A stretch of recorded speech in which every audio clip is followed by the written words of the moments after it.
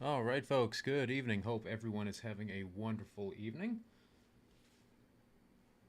I have gimmicked as much as I can with this encoder setup, favoring speed over quality. So if the graphics are trash, there is a reason for that, and yet I'm still dropping frames like mad. So I might have to be looking at investing in a third-party video encoder, or moving away from Texas, A or B. Arguably, both would probably be wise decisions at the end of the day. So, got a bunch of cool stuff to talk about tonight. First thing we're going to start with is I am going to, let's see, that's not the one I'm looking for. That's the one I'm looking for. I am going to go over fun stuff in the news because, my God, there's some absolutely crazy stuff going on out there. And of course, Chad, if you've got something that's pressing on your mind, feel free to drop stuff in the chat. Average Nonce, it's good to see you. Lee, always a pleasure to see you. Always so grateful that you're able to log in and take the time. I know. Shout out to Professor Howard Beckham over there at Florida State College at Jacksonville. He said he invited his whole class to say, "Hey, live stream is going on," and it's like, appreciate that, Howard. Also, not last week, the week before, I was at a study group up in Missouri, and I bumped into the awesome John T. Hill, embalmer extraordinaire, internet and YouTube, or actually internet and social media celebrity. So shout out to my boy John. I hope all is well. Saw that you up in, I think it was Maryland. I think you did a lecture up in Maryland. The boys, I mean, the boy's doing great stuff. He's doing great work. So always cool to see people that I know, people engaged in funeral service education, people engaged in the funeral industry, doing these lectures, going out there and having a great time helping others out. So for first cool one of the day. Let's see. Are they actually going to let me? Yeah, they are. So I got a kick out of this. This was sent in by one of my longtime harassers, Lisa. Shout outs to her. 2 women drove a man's body to a bank to withdraw his money, Ohio police say. Now, props if you are that hardcore weekend at Bernie's. Like, I don't know how much more crazy you have to get to do something like that. Let's go ahead and get the article up here. So, the Associated Press. At Ashtabula, Ohio, and if I screw that up, feel free to, give me the International Phonetic Alphabet pronunciation of how to say that. 2 Ohio women have been accused of driving the body of a deceased 80-year-old man to a bank to withdraw money from his account before dropping his body off at a hospital. Karen and Laureen were charged Tuesday in Ashtabula with the gross abuse of a corpse and theft from a person in a protected class, according to Ashtabula Municipal Court records. Now, that's interesting. Abuse of a corpse. Ooh-hoo-hoo. Let us go ahead. Abuse of a corpse. Ohio law.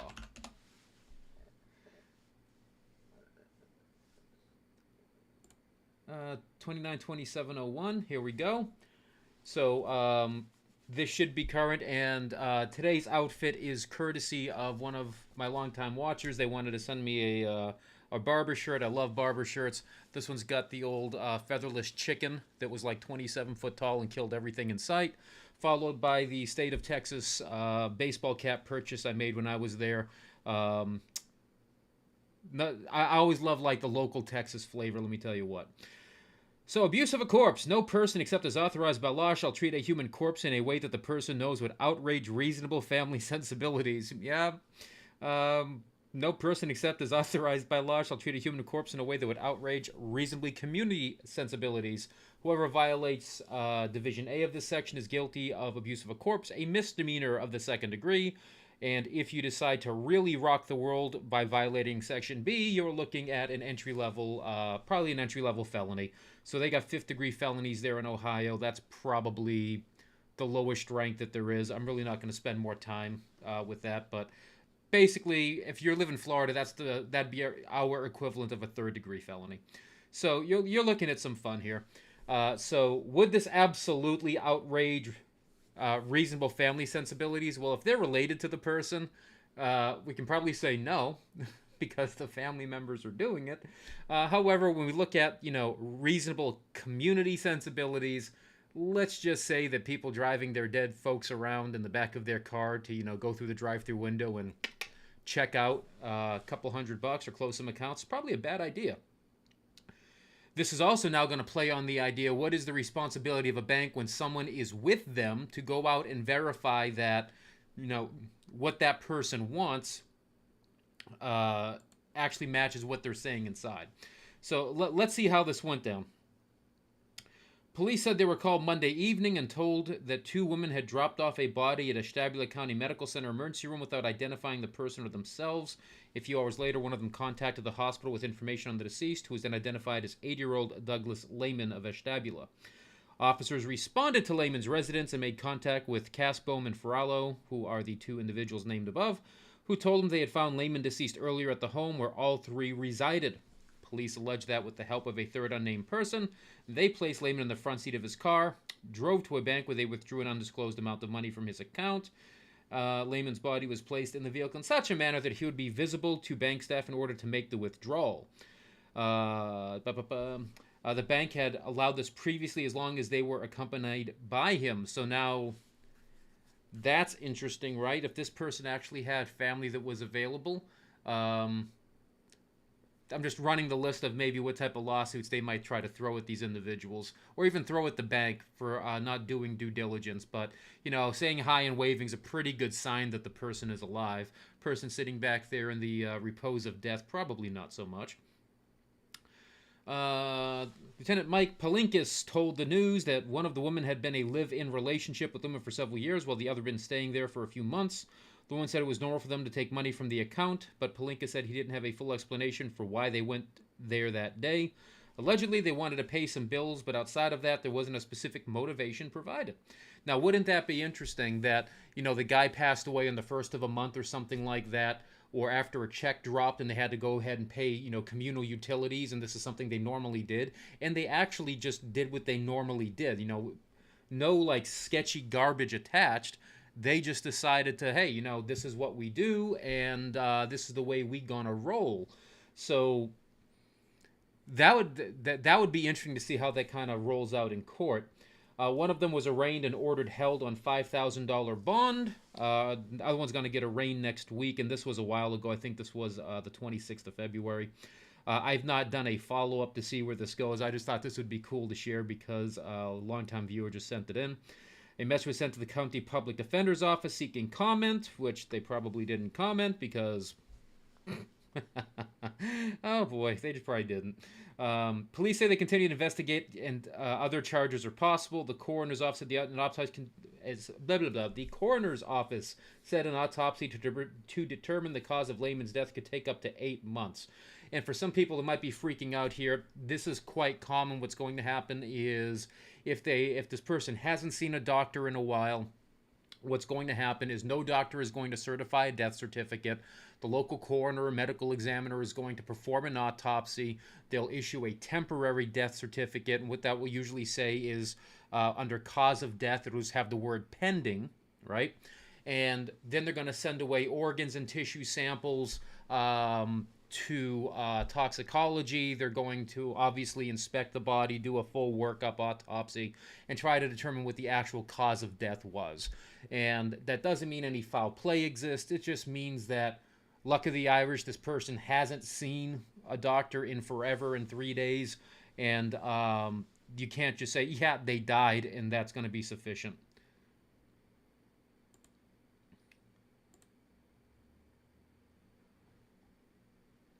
Sorry, that wasn't the one sent in. That wasn't the one sent in by Lisa. This is the one that was sent in by Lisa. I think I found that one by accident. Because, you know, if you're going to look for funny stuff on the internet, you can find funny stuff on the internet. So, decomposing bodies found inside Northside mortuary after funeral director left business behind, report says. Ooh, boy.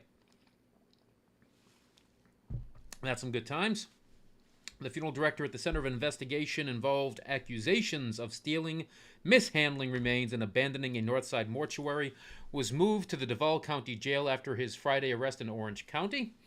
Elliot Graham was wanted and accused of stealing, giving families the wrong ashes, and abandoning a mortuary with bodies inside. I wasn't aware that that was a crime. That would be basically abuse of a corpse, blah, blah, blah, blah, blah. Florida has laws like that, but I'm not aware, unless someone added something to the administrative code of Florida, that, you know, if you abandon your mortuary, that by itself is a crime. Investors were scouring the Marion Graham mortuaries on Gandy Street for days as they searched the premises. It was unclear what investigators found, but enough evidence to hunt this dude down and arrest him. For the Department of Financial Services to obtain an arrest warrant. Yeah, so the way that works, folks, is the Department of Financial Services is actually not doing the arresting. What they're doing is they do the legwork. They send that to the Florida Department of Law Enforcement. FDLE then goes ahead and issues the actual warrant for arrest. So Department of Financial Services is the umbrella organization that the Division of Funeral, Cemetery, and Consumer Services is under, and that's the licensing authority for the state of Florida for all things funeral mattered. But what's interesting is if they're just going after something regarding like how the bodies were treated, I want to say that's a separate crime. I think that's like chapter 800 and something Florida statutes. That wouldn't need anything from the Department of Financial Services. That would just be a violation of the criminal law of the state of Florida. According to an arrest report obtained by News 4 Jacksonville on January 30th, investigators discovered 3 bodies in various stages of decomposition found in cadaver bags in the funeral home. Investigators said the bodies were stored in non-refrigerated or non-air-conditioned facility for an extended time. That's where the violation occurs under the Florida law. You must have your bodies in refrigeration. They either need to be embalmed or they need to be stored under refrigeration. Only time you're allowed to take them out for purposes of funeralization, and then you must return them to refrigeration is within 24 hours of them being removed for those purposes. The reports of the bags were infested with bugs. Yep, that's not surprising. Nairobi Durden said her family received an unexpected call from state investigators who told them their grandmother's body was one of 3 found inside the mortuary. Ooh boy. While relieved that Ellie's been captured and is facing charges, the damage to my family's sense of closure and peace can't be repaired. My grandmother deserved dignity and respect, and the fact that she was subjected to such negligence and deception is truly heartbreaking. This situation has left us with a whirlwind of emotions ranging from disbelief to anger to sadness. The violation of trust and damage of the final memories we had of my granny is simply unfathomable. No family should ever have to endure such a horrific betrayal during their time of mourning. And of course, if one funeral home does this because whatever reason, maybe the guy's burned out, maybe the dude is just, stress does really bad things to funeral directors in what we would consider absolutely reprehensible actions when we are not in that stress mode after we've been burned out and worn out and etc. For whatever reasons, that broken down mind starts legitimizing these types of actions like that they're perfectly reasonable. So by no means am I saying that this is anything other than absolutely illegal, reprehensible, and you're gonna reap what you sow. It is crazy when we see funeral homes get in trouble in the news, and a lot of them saying, hey, this guy, was running a good business, but then they start falling into financial difficulties, and the stress just eats them up alive. So that's unfortunate, but that's one of the common themes that we see is as the firms run into financial problems, not through any fault other than just bad luck, no mismanagement or anything like that, and the stress starts taking its toll, people start doing things that we would not consider to be very smart or reasonable decisions. Some funeral rooms in the funeral home were in disarray, leading investors to believe Graham was living at the home. Investigators repeatedly tried to contact Graham, but the reports kept putting them off, stating that he was going through some personal matters and unavailable, which is also a violation of the law that you have to have your premises available for state inspectors during reasonable working hours. So if they show up between basically 8 in the morning to 5 in the afternoon and they want to take a tour of your place, you got to let him in. You got to let him do it. Reports said investigators believe Graham had no intention of returning to the funeral home, that he abandoned the scenes without regard to dignity or respect. Several Jacksonville families have spoken to News4Jax about how they trusted Graham to take care of their loved ones, but experienced a painful event during a time of mourning. So likely the level of service being provided was not very high. Graham faces charge including grand theft and improper preservation of a body. Ding, ding, ding. There it is. He's being held on a $100,000 bond. Dink. Professor Beckham, speak of the devil himself. Ladies and gentlemen, we are in the presence of greatness. Howard, it's good to see you, brother. What else we got up here?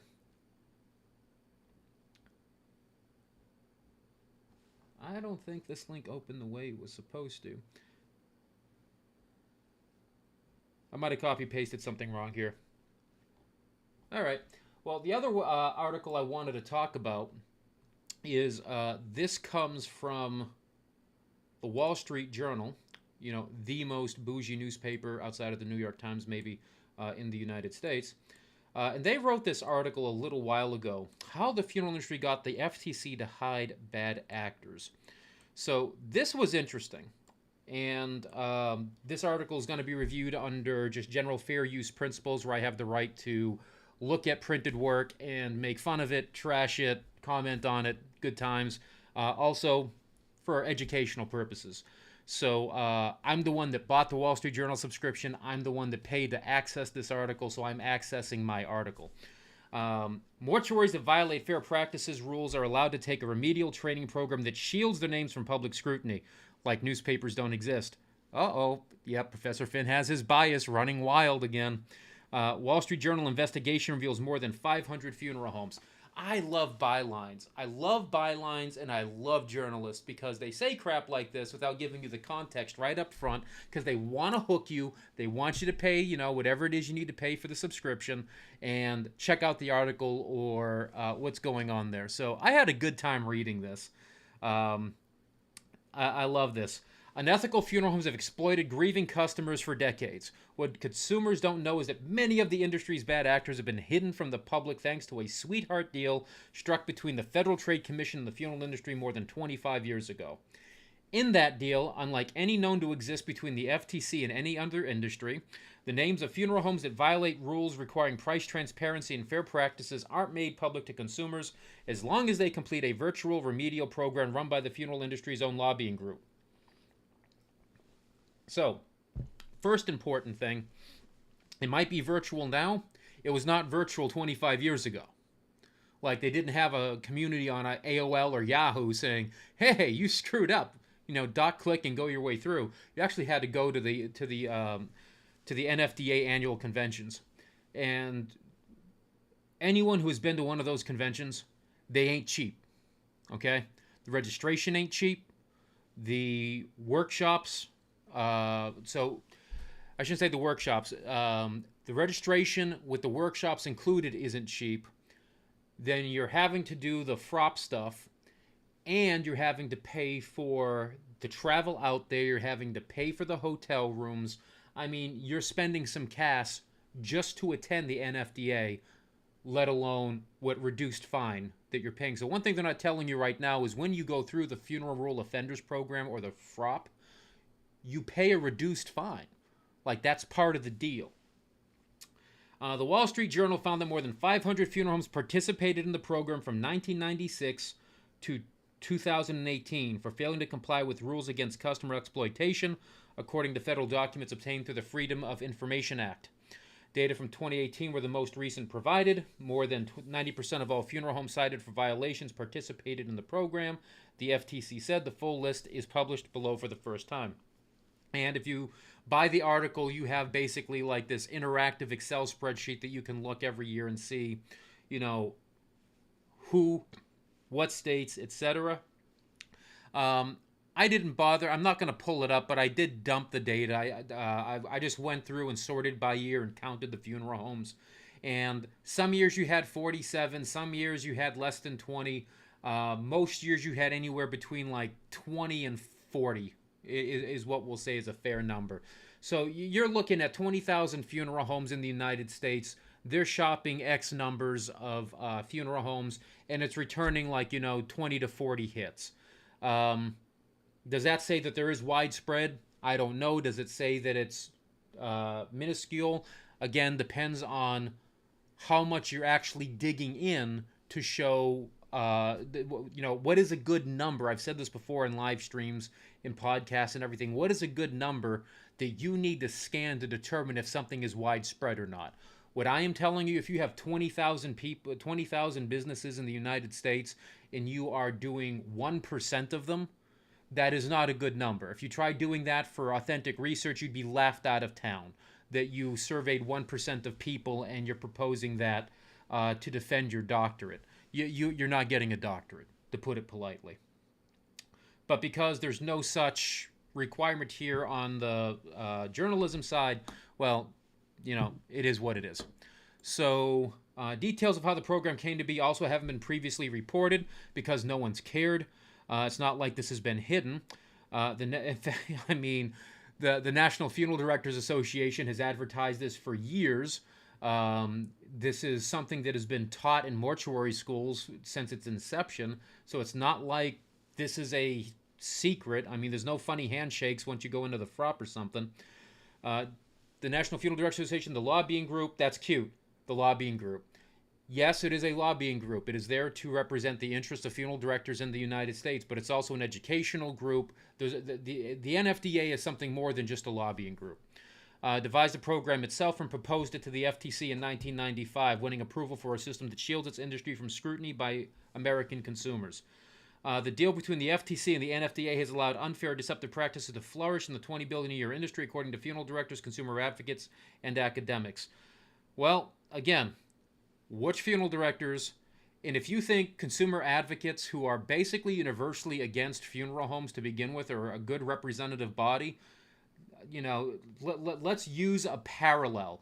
Let's go to libs of TikTok and see what they think about anything to do with the conservative spectrum of politics. I'm sure we're going to find a very fair and unbiased opinion on libs of TikTok. Let's go poll them. And academics. Well, again, what academics are we talking about?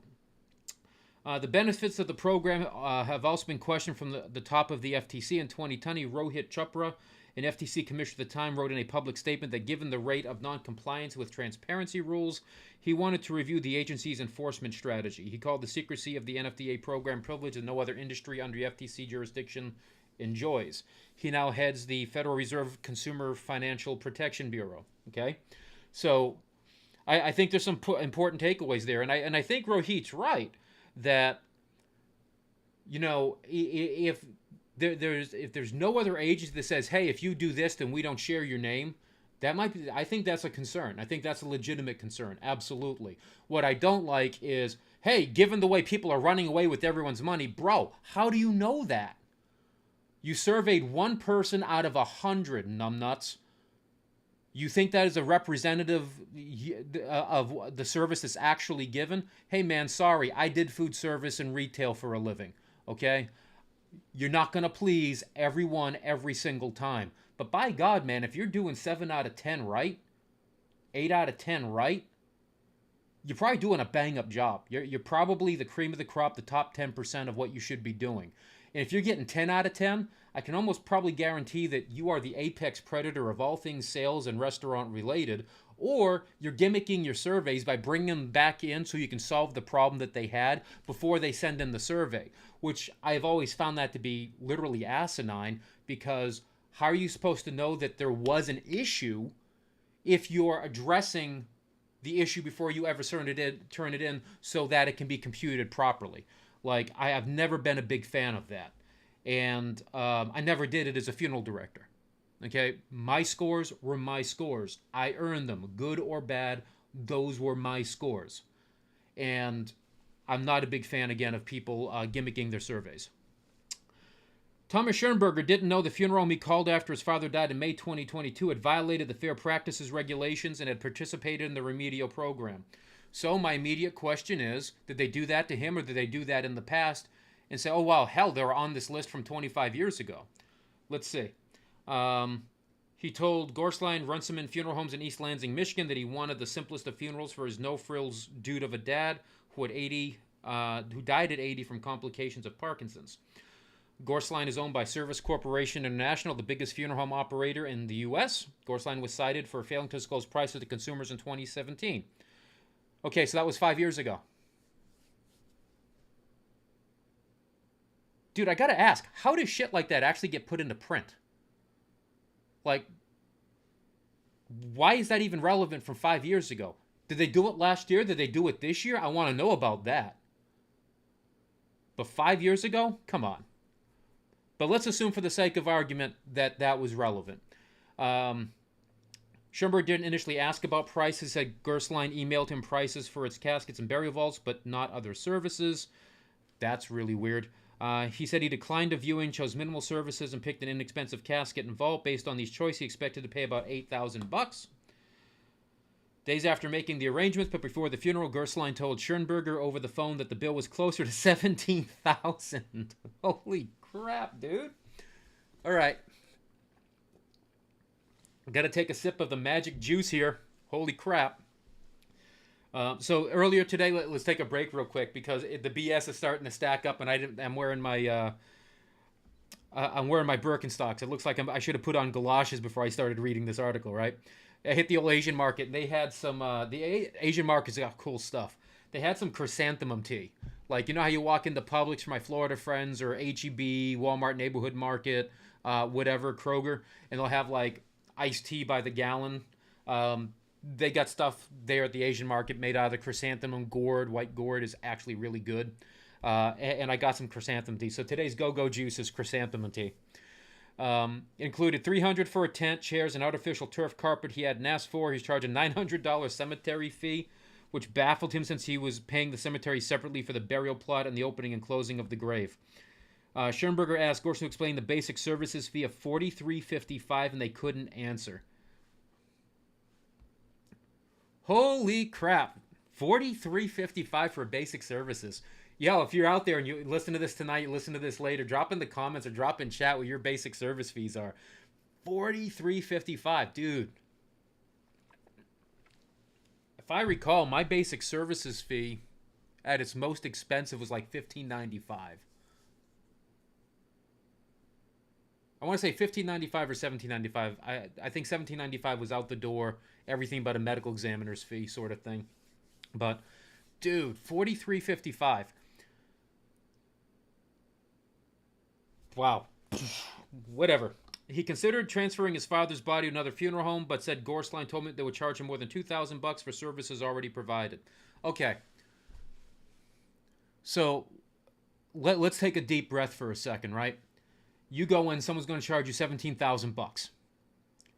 Say, dude, I'm going to go somewhere else. Well, that's going to cost you $2,000 if you go somewhere else. You know, I got to say, you're going to charge me $2,000. Okay, asshole. Challenge accepted. Hold my beer. And I'm going to call around. I'm going to see what the prices are. And I'll tell you right now, if I find someone willing to do a direct burial or direct cremation for like $2,000, I will pay your $2,000. I'll still get it done. I'm still going to bank like $13,000. Like, dude, hell yeah, I'm going to do it. Because I'm not going to spend $17,000. But this is part of what like people get locked into when you're in that funeral, right? You're trying to do right by the person that has passed away, so you just want to get it done. This is why, folks, we have to change the culture of talking about this prior to death. Okay? You have to absolutely do your due diligence. Call around. This is what I want. What's it going to cost me? Start writing down, start making notes. If for no other reason, then when it's time to go ahead and do it, you should know that the prices are all over the spectrum and who not to call because they're just absolutely out of their minds, right? He decided to remain at Gorsline, but asked to remove some items from the bill, including the tents, chairs, and some flowers. Final bill was $14,000.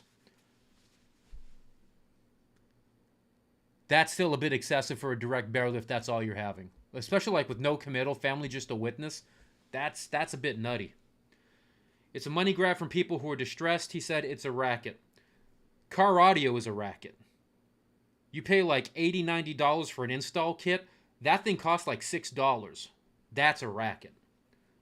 SCI said employees who assist families at Gorsline and other locations are trained to follow regulations on price transparency and fair practices. Yeah, and if you've gone to mortuary school, you know, FTC is beaten into your head.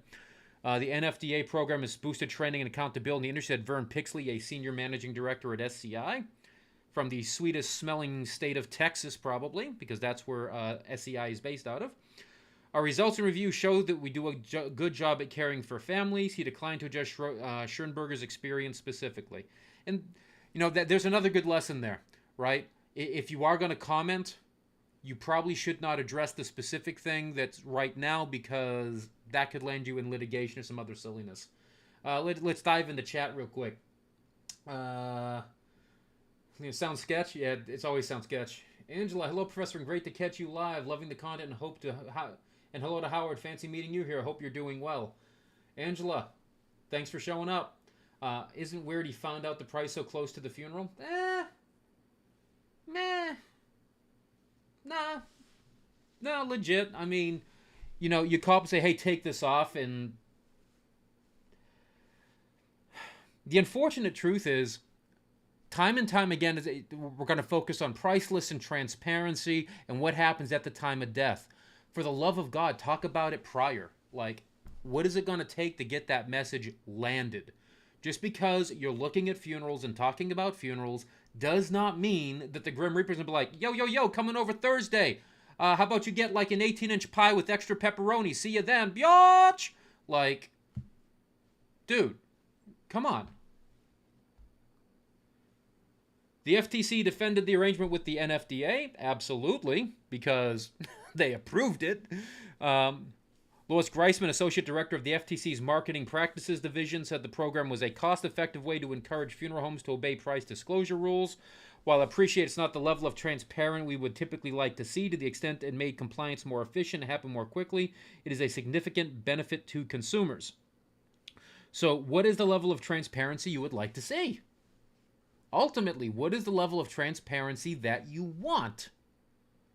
And everyone always wants to put the damn blame on the FTC or the funeral homes.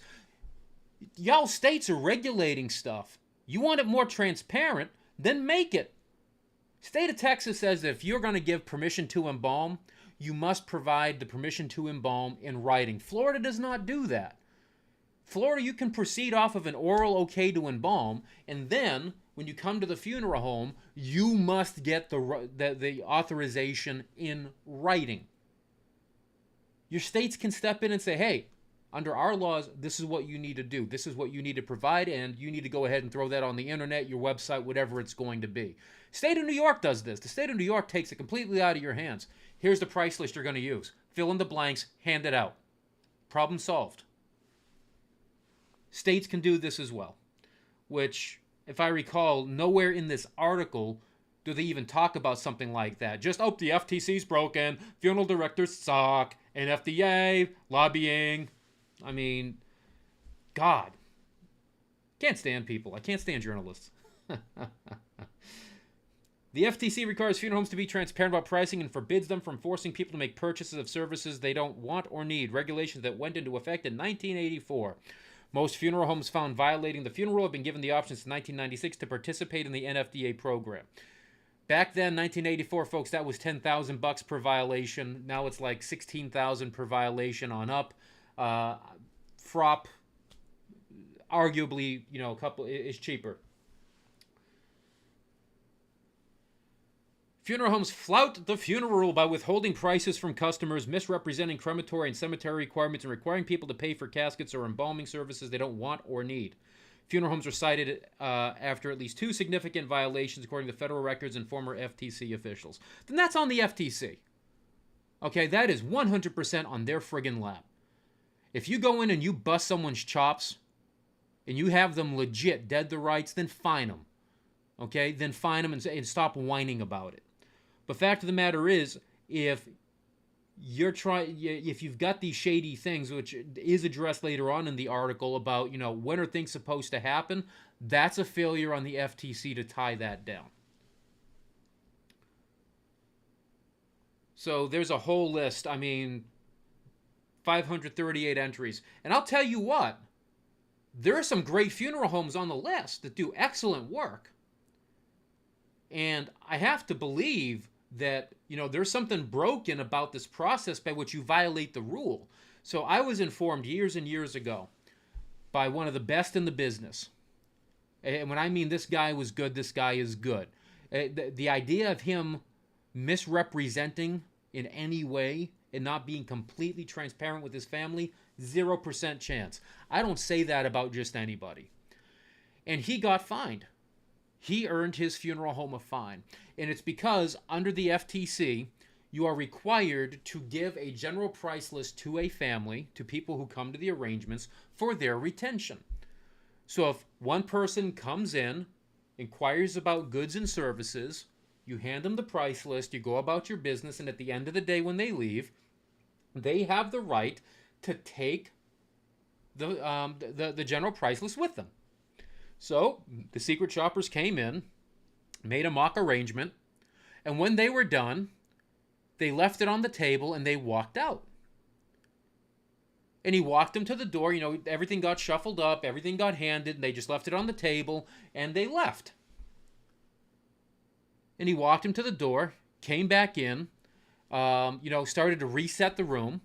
And then they walked back in, identified themselves as FTC secret shoppers, and they issued him a fine because he didn't take the price list and run it out to the damn car. $16,000. They went funeral home to funeral home to funeral home, Pinellas County, and they hit like 7 or 8 funeral homes and issued fines to all of them because the funeral director did not walk out the form to the car that they left on the table. And there's nowhere in the damn rule that says that a funeral director is obligated to shove it up your butt if you don't want it or if you leave it on the table. It was presented, it was intended for your retention, and it's not up to us to staple it to your hand and make sure you take it with you. Those folks are going to appear on this list. Now, is that fair? And the answer is hell no, it's not fair. It's not even based on the law. So if people are interpreting that law, because the people that are secret shopping are likely not involved in the funeral industry at all, and they're not even licensed, are those the best parties to be doing inspections like that? Where they can move the goalpost wherever they want. I have a problem with that. The FTC, an independent federal agency that is meant to protect the public from deceptive or unfair business practices, uses secret shoppers to visit funeral homes to test their interactions with customers. The shoppers inspected an average of 115 homes a year from 2017 to 2018. There are 20,000 funeral homes in the United States, and you're doing 115 a year. Okay. Greisman said a combination of the secret shopper investigations, lawsuits, and the NFDA program had improved compliance. Okay, so it worked. You're legit saying that everything you folks did, it worked.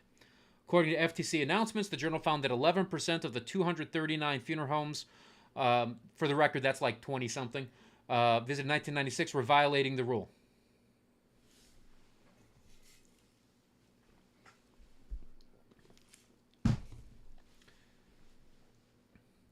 %11 of 239 funeral homes.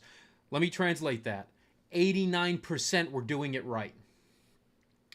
2018, the most recent year, 19% of the 90 funeral homes. Oh, Jesus Christ. Come on. 18 out of 90 were violating the rule. Roughly 18 out of 90 were violating. That's crazy. That's crazy to me that you're expecting 90 out of 20,000 and you're making judgments based off of that. If you ever tried that in graduate work, okay, if you tried to do authentic research and out of a sample size of 20,000 you isolated 90, you would likely be told, hey, that's great. How about you actually pretend like you wanted to do this for real and actually earn a grade in this research class? At the end of January, the FTC said it carried out a phone-only secret shopper sweep in 2023. It said 39 out of more than 250 homes contacted failed to provide accurate or complete pricing information. We've talked about this before, and I've referenced this when they brought out the whole, hey, we found, 39 problems with funeral homes. And I said, what was your sample size? Above all else, what did you ask them? What are the questions you asked them? Is every funeral home out there going to be transparent, going to be clear? Oh, hell no. I'm not stupid. We just opened with an article with people breaking the law, like blatantly breaking the law. I know it occurs. But if you're asking something, they don't disclose they don't disclose the medical examiner fee for whatever it is in whatever county, and they quote you everything but that $35 charge, or maybe they decide not to include an estimate for death certificates. What are the transcripts? You did a FOIA act to get the information, so now let's go ahead and redact names and dump the transcripts of these secret shopper calls. Let's see how the questions were asked and how the person responded. Greisman said the consumer survey, separate from the secret shopper data, indicated that compliance had increased significantly from below 40% in 1987 to 88. So what is that number? Now, on the other side of saying, hey, the number went up. Great. So what is significant? I don't like words like that. Show me a number. Went from 40 to 60, 40 to 75, 40 to 88. That would be something like necessary to know. The NFDA said the program benefited the FTC and funeral homes. Prior to the program, the FTC could only send warning letters or take legal action against funeral violators. The lawsuits were expensive and time-consuming for everyone, said Christopher Farmer, the NFDA's general counsel. He said the burden of such lawsuits on small independent funeral homes could put them out of business, which is true. One lawsuit for a transparency issue, because you're not being sued by the person, you're being sued by the federal government. Of the hundreds of funeral homes to complete the program, 3 were subsequently cited by the FTC for additional funeral violations. Okay, so if you're telling me that the people that fall into the pit once basically never fall in again, ever, show me a prison rehabilitation service that has that level of efficacy, where people don't repeat offend. I think that's pretty good. Violators pay the NFD up to $1,900 to attend the program. Workers take so you're looking at like $2,000 just to go. Okay, workers take virtual training courses to test on their understanding of the funeral's requirements, the NFDA said. Funeral homes also make a payment of 0.8% of their average annual sales in lieu of a civil penalty to the federal or state governments. Okay, I mean, you might say, well, gee, that number's pretty low. Well, that's also doable by just about any business that's out there. So you figure FROP requires you to attend NFDA for, I think, 3 years. So you're spending $6,000 on travel and lodging to go to the NFDA conventions. You're having to take the classes, and you're also paying basically 1% of your annual average annual sales. So if you're a big firm, it tickles. If you're a small firm, it tickles a little bit more. By entering the program, funeral homes avoid litigation and fines up to 52 grand, basically. It's essentially a hush money system, said a law professor at Creighton University who studies the funeral industry. I can't fathom a system that is less protective of consumers. She also called the funeral rule toothless. Well, here's the fun part. It apparently is toothless and it's working. Can't argue with results. Lack of... Oh, son of a... There it is. There it is. Oh, this is all happening because the lack of prices online. Oh my God. For consumers, finding price information is hard. No, it's not. You can call and ask. And maybe, they're going to ask better questions and get more clear answers than the people who are calling. I don't know. But you can get an idea. You can get an idea. And don't take me wrong. There are companies out there that probably advise, get them in so you can sit them down and hit them with a sales pitch. I get that. But you can have a quality discussion over the phone. I know that's going to shock some people out there. You can have a quality discussion over the phone. I should know. I did them. You're going to get those people who just want a number and walk away. I mean, I get that. I know that. But there's also people who generally want information. And if you're talking to them on the phone, you can tell them what questions to ask when you go to other funeral homes. So you're getting apples to apples. And the overwhelming majority of people who are doing this for the first time are going to be appreciative that you took the time to give them those answers and may even consider paying a more premium price for your services because you had better phone technique and you are more educational and informative and they trust you more because you weren't just trying to sit there and get them off the phone because, if they come, they come. If they don't, they don't. But what do I know? The funeral requires businesses to provide a detailed price list to customers who appear in person. They must also provide prices accurately over the phone, but only if customers ask for them and are specific in their questions. That is not a requirement of the damn rule. They must provide prices accurately over the phone. Full stop. Not if the customers ask for them. Dipstick, why are they calling? Okay? They're asking for a price. No one picks up the phone and goes, Smith Funeral Home, our direct cremation is $17.95, and that includes the following. I mean, come on, man. And they're specific in their questions. Jesus, dude. Case in point, I went out today. Okay, I went out today, and I've been looking for a beer fridge here in Texas.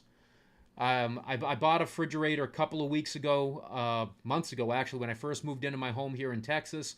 And back in Miami, I had a beer fridge outside. So that way, if I get an extra large pizza box or something like that, if it doesn't fit in one thing because I have crap in my fridge like most other normal households, I can run it out there. I can stuff it in there. If I'm trying to do a large plate of wings or something, I want them to cover them in something overnight so they dry out a little bit before I fry them. That I got a fridge to do that without taking up my fridge's normal space.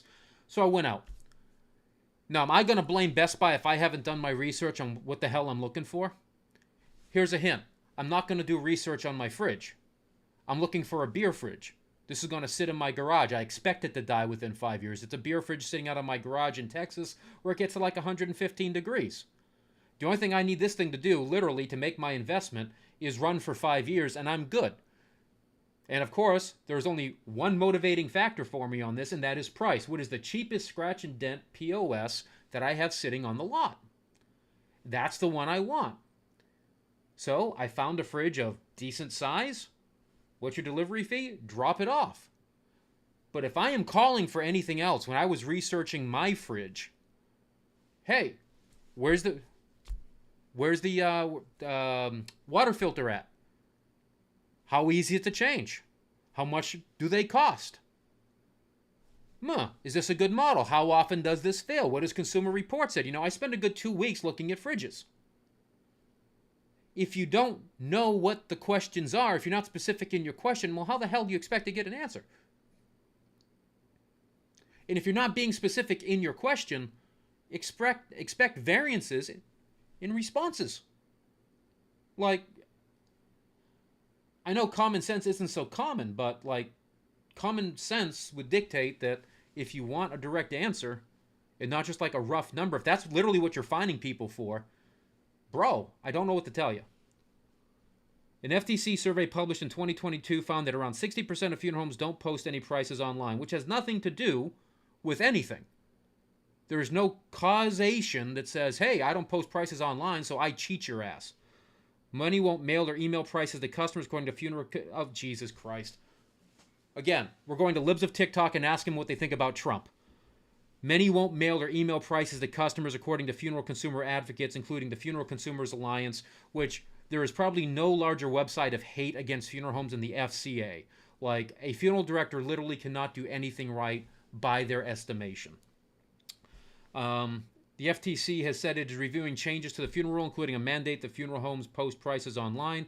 Again, with nothing saying that posting prices online is intended to or will have any effect on the level of compliance that we already have.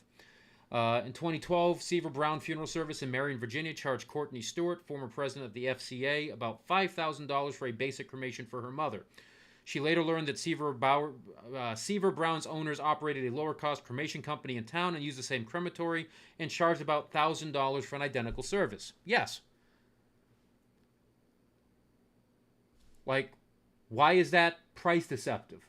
You called the wrong funeral home. You got the price for the Mercedes when you should have called the Kia dealership, and you got a price for a Kia. When she asked about it, she was told that she hadn't specifically asked for a direct cremation, the industry term for the service. She said, now that's BS. Every firm is required by the FTC funeral to have a direct cremation on their price list. And a funeral home can charge whatever they want for a direct cremation. That's their price. You want a Mercedes, you pay for a Mercedes. If you want a Kia, you pay for a Kia. And what the FTC funeral allows you to do is when you call, is you can see that when they are quoting a price for a direct cremation, it's going to give you the general cost broken down by if you bring your own container, the most inexpensive container that the funeral home has to provide you, because just about every state requires them to provide some sort of alternative container, and then one that's probably a range of prices from the minimum to most expensive container for cremation. So you get one from the least expensive firm to the most expensive firm. What are the differences? And here are the common differences if you're working with a firm that has different brands. Okay, you're probably looking at a quicker turnaround time, a more concierge service. If you are paying $4,000 or $5,000, you're likely having that cremation done within 48 hours or 72 hours of all approvals coming into the funeral home. Why? You're paying a premium price, and they're going to place you at the head of the queue. You know, it's basically the Genie Plus for funeral homes. And if you're going to the least expensive place, then likely you're getting a return time of maybe a week or 2 weeks or 3 weeks, because of the fact that depending on their call volume, they will fit you in where they're going to fit you in. And that is also quite common. You are getting what you pay for. Now, is every funeral home model like that? No, absolutely not. But there are going to be some differences between the experience you get when you pay more versus when you pay less, especially if you have funeral home brands or funeral home companies that are running multiple brands. Plain and simple. If you don't know what to ask, you won't receive the benefit of the funeral, she said. Or you could just get a general price list, read it, come back later. But many people, one, aren't going to do that, and I concede to that. But two, you have so much information available now. You have the entirety of the internet telling you, hey, here's what you do when you need to arrange a funeral. You have people like me posting on YouTube and giving free law lectures saying, hey, you as a consumer, here's what you do. We just had a really awesome open house at the Dallas Institute of Funeral Service. We had close to 100 people. I think we had like 89 people show up for the open house. And I gave about a 40-minute lecture that encompassed a general law lesson so people could get an idea of what it's like to come to mortuary school. I gave them a lesson on pre-need. Like, hey, talk about this. Here are things you need to be aware of. You go into a funeral home, here's what you need to be seeing. Here's what you need to be asking. I know funeral homes are offering these things. I know this stuff appears on YouTube and TikTok. So utilize these tools that are out there to get this information ahead of time. Blake Frazier, whose family acquired the funeral home and the cremation company in 2021 after the former owner died, said he remembers hearing about Stewart's story and being troubled by it. Frazier, who joined the funeral home as an apprentice, is committed to price transparency. The funeral home charged about $2,600 for a full-service direct cremation. Full service in quotes because that is not actually the name of a service. The name of the service is the direct cremation. Its cremation company offers a lower cost option for about $1,400. The funeral home lists both cremation prices on its price list. Well, now that's interesting. Now, I would probably find that confusing because if you're advertising for another company in your funeral home, even if it's one under your umbrella, that's kind of weird. I want families to come back. If they think I've taken advantage of them when they're vulnerable, they're not going to come back to us. Absolutely. Like, ultimately, we want people to come back and reuse our funeral homes. And all the current metrics show that people reuse funeral homes not because that they're like, oh, that's our funeral home anymore, but because they get good service. Like, all the modern metrics are showing that your name is important. Your reputation's important. How you treated the client is more important. And if you treat them well, they will pay somewhat of a premium knowing that they're going to get good service. Otherwise, don't be surprised if they literally travel an hour away to use a competitor. Like, don't. When Jerica Schwann's grandfather died at home in 2019 in Montello, a village deep in the Nevada desert, she said first responders called a funeral home without family's knowledge. Now, that's a problem. Okay? When funeral homes are contacted by LEOs or EMTs or any outside agency, the family is not responsible for those costs. The people who call them are responsible for those costs. And funeral homes are not stupid. They know that if they're willing to go ahead and, let these agencies place human remains there as a courtesy to those agencies, they may pick up a call or two. But that's the cost of doing business. If you're going to allow that as a funeral home owner, then you have to understand that if someone wants to transfer somewhere else, then that's no harm, no foul, and they need to be okay to go somewhere else. Representative from Burns Funeral Home, located about 100 miles from Montello, showed up a few hours later. She said he didn't give her a price list, instead wrote down prices on a sheet of paper and verbally listed the funeral home services, which is an absolute, complete violation of the law. End of story. Fine his ass and be done with it. No second chance on it. That is a violation. Whether you're licensed or unlicensed, if you're representing the firm and you are not giving them a price list and you're writing prices down for them, that is very clearly a discussion of pricing. That is a triggering event. You have the face-to-face meeting because that is not limited to at the funeral home, so you must hand a price list. Schwann said there was no easy way for her to compare price because Burns and other funeral homes within a few hours' drive didn't post them online. I didn't feel like I had a choice. But not feeling like you have a choice and you actually having a choice are two different things. They are two different things. And I get it. Someone has died. You are grieving. You are panicked. You might be tired. You're going through just a whirlwind of emotions. But you do have choices. And you can place phone calls. And above all else, if you go to hospice, if you go to any of these things that are out there, what do? They train you, hey, don't be afraid to engage a friend or family member to do price shopping for you. Have them pick up the phone and call and do some price comparisons. And if you're a funeral provider and you are getting that call, I am calling various funeral homes on behalf of a family that has suffered a loss. That is one of the best type of calls you could ever possibly receive because you have the amazing ability to impress two people. The person you're talking to who doesn't need you and the person that does. You're getting two for the price of one, for crying out loud. I used to love those calls. And you want to know what? People would choose me. I would take the time to tell them what they need to ask. When you are coming to mortuary school in the modern age, you are being told, in no uncertain terms, phone etiquette is important. It was important back in the 80s, and I know that because the textbooks told you that. Ralph Klicker's Funeral Directing and Funeral Service Management, one of the oldest books on the market, recently re-edited into 21st Century Funeral Directing and Funeral Service Management. Same chapter. 98%. 98% of all death contacts are made by phone. You not recognizing that your phone etiquette your phone conversational technique is important, that's on you. You don't feel like you had a choice, but you have choices. You have choices. Burns is the closest funeral home in Nevada to Montello, and first responders often call the business when people in the area die, said owner Jason Muth. And if the owner knows that, the owner knows that they're going to be losing calls as well. That's the cost of doing business when you're throwing favors out to the EMTs. He says Burns doesn't post its prices online because a detailed price list like the one the FTC requires, which is lengthy and contains industry jargon, would confuse customers. And that is one of the legitimate concerns that the industry have. Your form is crap. Your form is crap, and it absolutely has to have someone there to explain it. Period. Even if we were to put the itemized price list on the internet, it's one of the most confusing papers required by the government. He is not wrong. He is not wrong. So then what's going to happen? Now you have to publish an FAQ sheet? Like, how far do you have to take it? How far do you have to take it? Now, funeral home owners,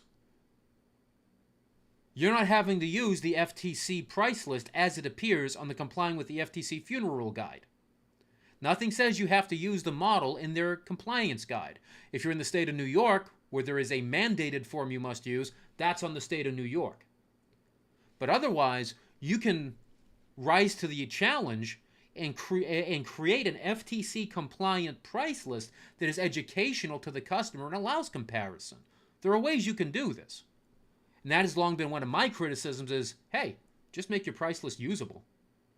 Like, yeah, you have to post the disclosures verbatim, but nothing says you can't explain what that means. Nothing says that, hey, generally this is, like, you can go more. But you have to have what they want as an absolute minimum. And you can't paraphrase it. You can't change stuff around. You have to do exactly what you're told and where you place it and use their actual disclosures. Poor lady says she gave up planning her own funeral after discovering how hard it was to get prices from funeral homes, which blows my mind because who doesn't want your pre-need? The 56-year-old from West Virginia said she could only find state averages online, which were well out of her budget. She decided to donate her body to a medical school instead. Well, that's really weird because I can probably tell you that if you would have called any funeral home, they would have come to your house to make the arrangements. Like, this is... Why would I want your business? You want me to come to the funeral home? That's pure gold for most desk arrangers. You're stuck in the building day after day after day. Someone wants you to come to the house to make an arrangement. Bro, sign me up. Get me the hell out of this place. I get to see what the sun looks like. This is cute. The funeral industry is known for its aggressive sales tactics, including using guilt to upsell families to more expensive caskets or pitching mourners at graveside services to make advance arrangements for their own funerals, exploiting what one former funeral director calls grief brain. Salespeople earn commissions that reward higher sales. Yeah, that's true. Inasmuch as salespeople earn commissions that reward higher sales. The rest is absolute bullshit. Using guilt to upsell families. Some trash bags do that, absolutely. But not the industry as a whole. Absolutely not. The generalities in this article suck. Pitching mourners at graveside services to make advance arrangements, that's trash. Like the 1% or the 0.5% of all funeral directors that do that are trash. But that's not something we all do. Period. The FTC's funeral was implemented to force homes to give consumers accurate information on price and funeral requirements, such as whether embalming is legally necessary. Well, it was implemented in the 80s because we brought it on ourselves because we were stupid. In the late 80s, the FTC began suing and publishing names of funeral homes that broke the rule. Funeral homes withheld prices from customers, embalmed bodies without consent, and charged people for caskets they received FTC profits on. Oh, absolutely. And that trash was going on for years and years and years and years, which is why the rule was necessary back in the 80s. I'm going to skip some of these paragraphs because, have a nice day. FTC began sending secret shoppers to funeral homes in the early 1990s. That's good. I would want secret shoppers to come into my funeral home because I would want to know that I'm in compliance. Absolutely. Between 1987 and 1995, the FTC filed complaints against more than 50 funeral homes. 15 years, 50 funeral homes, that's 5 a year. And those folks usually had to earn the right to be there, so they had to screw up at least twice. 1995, the NFDA made a proposal to Harrington to go ahead and create the FROP. And she probably said yes because, dear God, that would allow so much. One, now instead of having to defend lawsuits, you can hire more secret shoppers. That's a very important thing. If you're not having to spend the money on one thing, you can spend the money on other things, right? In a recent interview, Harrington, who's retired, questioned the NFDA program and the funerals benefits. She said when the NFDA arrangement was enacted, the FTC considered a pilot program. If it's not improving compliance, why did it continue, she said. Great question. Great question. So again, where's the number? Where is the number? We just saw that, hey, 11% failed. That means 89% did it right. That seems a hell of a lot better than 1984. The agency believed that the funeral was going to create competition and that was going to benefit customers. She said it didn't, and I don't think it ever has. No, it's not intended to create competition. It's not going to create competition. It's going to create bureaucracy and silliness. It's a federal government regulation. If you wanted to increase competition, then you should have designed it with a consumer of 8th grade intelligence in mind so that the form could be read by them. Instead, you created this mess of what needs to be disclosed and what is kind of optional to be disclosed. Medical examiner fees? Well, you didn't tell me about death certificates. Dude, how was I supposed to know your dad had like 5 banks, like 18 pieces of property, and 9 cars? You need a piece of paper for each one of those at $8 a pop. I mean, I've had that argument with families where, you didn't tell us about those prices. Dude, this is why we're meeting today, so we can discuss how many of these things you need. But I did tell you on the phone that death certificates are $8 a copy, and here are some common reasons why you'll need a death certificate. How was I supposed to know you needed 20 of these foolish things? Sounds like someone made this with the intent of rage baiting. Oh, absolutely. This is 100% rage trash. But the problem is, this is a Wall Street Journal reporter. Like, this isn't your cousin writing something on their blog. This is going out on the WSJ. 2018, Chopper internally asked why the names of offending funeral homes weren't published as part of the program. And you know what? That's a really damn good question. The question was described in the email written by Craig Tregilis of the FTC to Scott Gilligan. So Gilligan, folks, those of you in mortuary school, the mortuary law, Gilligan and Steve, it's that Gilligan. It's possible he may end up under some internal pressure to rethink the issue, wrote Tregilis, the FTC funeral coordinator for about a decade before he retired in 2018. Gilligan responded the NFD might abandon the program if the FTC changed its terms. Obviously, one of the benefits for the funeral home is to avoid disclosure of its name. Absolutely. And that's especially true if you're asking crap questions and you're being fined or you're being, like, slapped for really crap reasons.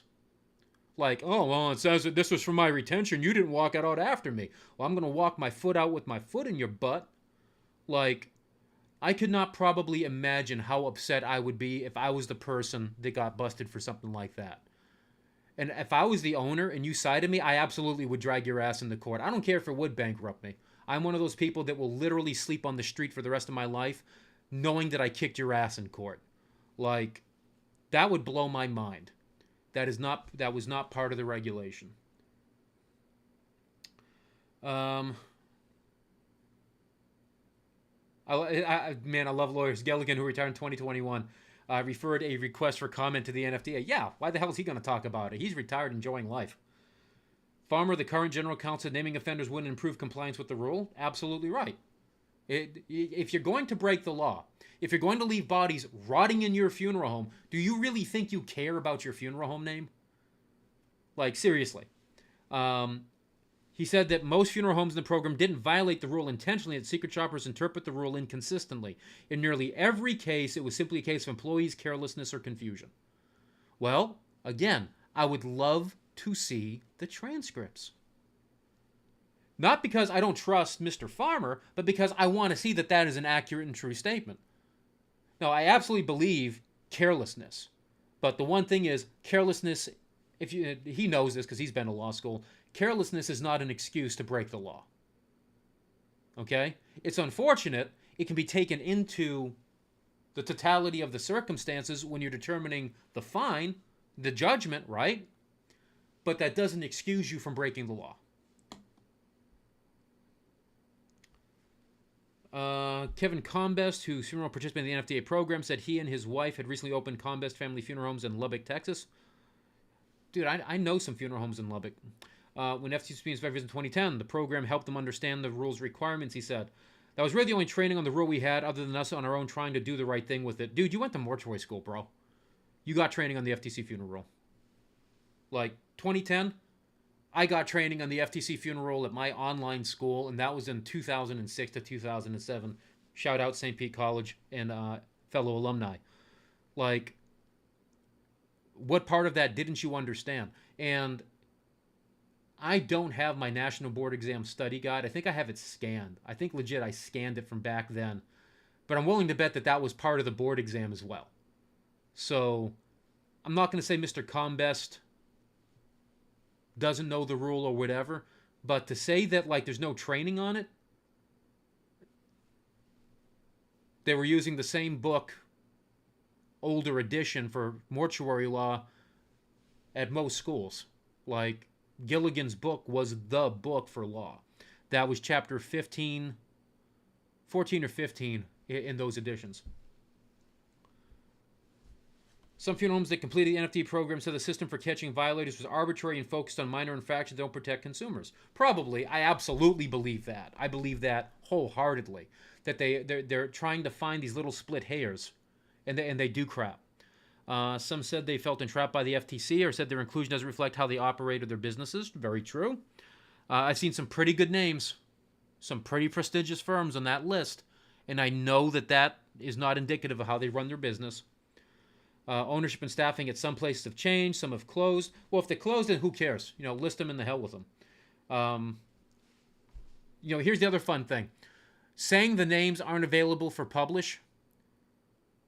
If you think people are going to be looking for, like, FROP offenders versus price lists, come on. They're not going to be looking for FROP offenders. So what are you supposed to do? You're supposed to, like, if you get nailed in the FROP, that when someone walks up to your funeral home that you send, like, a part-time employee out there ripping their garments and screaming unclean on the sidewalk? Like, how are you supposed to know? FTC is... look at this. The FTC has inspected only a handful of the country's more than 20,000 funeral homes, allowing bad actors to get away with exploitive tactics, Webster said. And Webster is a longtime advocate for the funeral industry, reform and director of the nonprofit New Hampshire Funeral Resources Education and Advocacy. Yeah, the FTC has inspected only a handful. So how about we inspect them? How about we take, I don't know, a couple $1 billion away from 4 and 8 or something, drop it into the compliance issue, and send out a bunch of secret shoppers, train their ass so they're asking the right questions, know what to look for, and we know what the expectation is for us as funeral providers, and let's see how many of us get in compliance and how much of a problem this actually is. When Rhonda Bennett's 53-year-old brother died after a stroke in June, Twin Chapels Mortuary in Vallejo, California, pushed her to buy a $2,300 casket instead of one she found online in the same midnight blue hue for about half the price. Under the funeral rule, funeral homes must accept any casket a family provides. Yeah, absolutely. Funeral director Greg Silva told Ben if she bought the casket online, he would charge her about $7,000 for other services a la carte instead of a $34.95 for a discounted package that they had discussed, which is absolutely permissible under the funeral rule. That's right in the compliance guide. If you want the discounted prices, we build into that discounted price the amount of margin we're going to get off of merchandise. If you decide to purchase some from somewhere else, you don't get to use the package pricing. If you want to a la carte a number one at your favorite drive-thru store, but you don't want the number one, you're not going to get the number one discount. It's that simple. So, like, don't be pointing at the funeral home saying, oh, these bad, evil people. It's like, dude, you don't need the discount if you want to buy somewhere else. You're welcome to do it. But then I am going to charge you a la carte pricing. You might not like it, and that might be counterintuitive for the market that you're in, and you might want to rethink that sales strategy and that pricing strategy because of the market you're in. But that is absolutely permissible, and it is not illegal. and he's actually citing the rule when he does that. The family would need to be present when the casket arrived and would need to get rid of the packaging themselves according to an email reviewed by the journal, which is not unfair. You're buying a piece of merchandise. It's going to come to my funeral home and I'm going to unbox it. You going to trust me to inspect it? Are you going to trust that it meets your satisfaction and your needs? And I know funeral homes that do this, that you are required to come to the funeral home and inspect your merchandise. And if your merchandise does not meet your standards, it's between you and the vendor to figure it out. Like, dude, you go to Walmart, and Walmart's a bad choice because they'll take, you bought something in 2015, you want to return it tomorrow. As long as it's on the shelf, they'll take it. But you don't, stuff like this blows my mind. Now, the whole packaging BS, that's trash. Like, seriously, man? Did you really have to say you have to throw away the box yourself? The FTC funeral rule provides that you must receive the casket in the way that you normally receive your caskets from your current casket supplier. You are protected under the rule. And if the guy pulls up in a U-Haul, pulls out a 12-foot by 12-foot shipping crate, it's up to him to get rid of the shipping crate. And if he says, no, that's your problem and you've got to open it up, you don't sign for that damn thing. He's a common carrier, and if you don't sign the receipt or shipment, he eats it. Period. So again, this is probably a funeral director that is trying to be well-meaning and set some boundaries, saying, hey man, you got to do this, do this, do this, do this. This might not be the way you want to go about doing it. And again, read the rule. The rule provides for how you get rid of packaging. They can't be showing up with crates and you have to break out a crowbar. Having a family member inspect the casket, bro, it's not like FaceTime doesn't exist. Like, seriously, get them on the phone and just walk them through the casket. Show them what they're buying. Show them that the pinstriping is coming off. Show them what the interior looks like. Instead of saying, oh, these damn third-party caskets, think about, okay, accepting third-party caskets is the wave of the future, bro. So how am I going to make this experience good for me and good for my clients? Period. And if your casket prices are so out of whack that you can't compete with the drop shippers, you probably need to rethink your casket pricing. Okay? You probably need to start contacting some of the alternative casket suppliers and say, hey, what's the benefit of using you so that you are comparable to what you're finding with these third-party wholesalers? Oh, fun fact, they don't mention that in the article. Passed my mind. Yeah, they don't have to disclose their prices. Thank God we can just go on their websites to see what they're charging for a casket. Benefit of family spent more than 10 grand for a funeral and burial plot. That's pretty good. I mean, land's probably around 3,000, 4,000, then 1,500 opening and closing. And if you're just over 10 grand, that's actually pretty reasonable. I think in most markets, 10 grand for a funeral and burial with opening and closing. I mean, correct me if I'm wrong, folks. That sounds really damn reasonable. They couldn't afford more for a headstone. Okay. Then, poo-poo on your funeral director if you're not trying to figure something out there. Like, either recommending an alternative piece of property that's less expensive, or maybe going with a more inexpensive casket of similar quality, maybe a gasketed 20 gauge, so that you could free up $1,500 for the marker and get the marker on top of that. I mean, folks, this is what blows my mind. People just don't want to think about actually doing right by the customer. But 10 grand for a funeral, that's pretty reasonable. Could you fit in, a bronze marker? You probably could. Diane Acord, a funeral director and bond manager for SCN Washington State from 2007-21, said managers taught new employees to withhold prices from customers without flouting the funeral rule outright. Hey, in which case, every damn one of you folks needs to be fired. The managers need to be fired, and the people who are under them, who got that sort of training, put your knuckles on the desk. Here's the reminder. Sister Mary Frances is going to come around and give you a bunch of reminders as to why you're never going to do that again. She said SCI employees are trained to be vague when discussing prices over the phone. I believe that. I believe that because you absolutely want to get them in there. And I remember some trainings like that myself. And I absolutely did not apply them, like, ever. I did want them to come in. I did put some pressure on them to come on and sit down and talk with me. Absolutely. Why? Because that's the best way for me to educate you, is to come in and sit down, teach you how to read the price list, teach you what questions to ask, and go visit other funeral homes. Like, make it a thing. Hit 1 or 2 before lunch, go to lunch, hit another 2 in the afternoon, make a decision that evening, call the funeral home after that. The only reason to sit in front of funeral directors from the upsell, A Court said. And that, yeah, sorry, Diane, that's full of shit. The only reason to sit in front of a funeral director is from the upsell you? No. The reason to get them in front of you is so they get to meet you and you can educate them on what's happening. Okay? And if you are so disenfranchised working for SCI, which I believe can happen, like I absolutely believe that that could happen, then, you know, I'm sorry to hear that. But I absolutely wanted a family to come in, sit down in front of me, and talk about it. If they didn't want to sit down in front and talk with it, fine. I'll talk to you on the phone all day. She says, the manager for SCI Mills and Mills Funeral Home. She saw consumers who didn't buy packages charge higher basic services fees, which says what the funeral rule says is not. Absolutely. That is absolutely illegal. Your basic services of funeral director and staff is a set fee. End of story.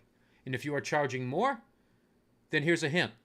You should be able to verify that because the price list at that time should show the price and what they were charged in a statement of goods and services should reflect the wrong price. If so, now you have violation.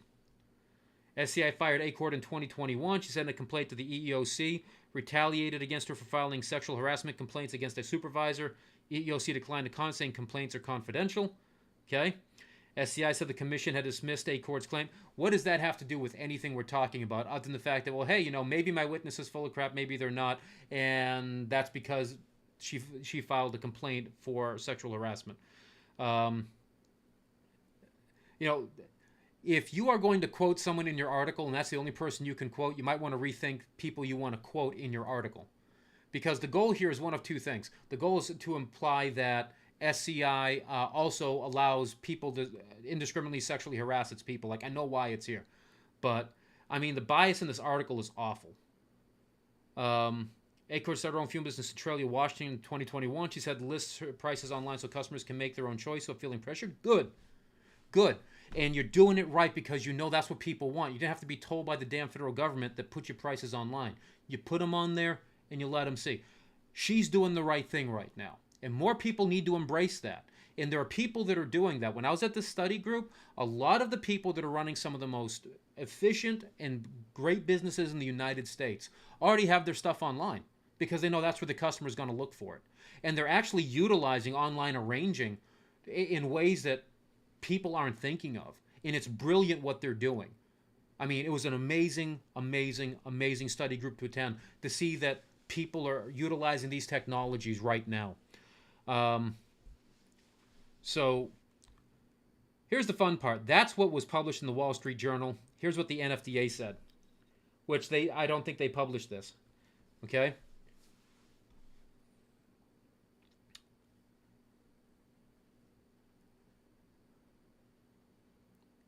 As longtime advocates for the funeral service profession, leaders of the National Funeral Directors Association, we felt compelled to respond to the misleading and unfair portrayal of the funeral service profession in the February 5th article, which is the one we just read.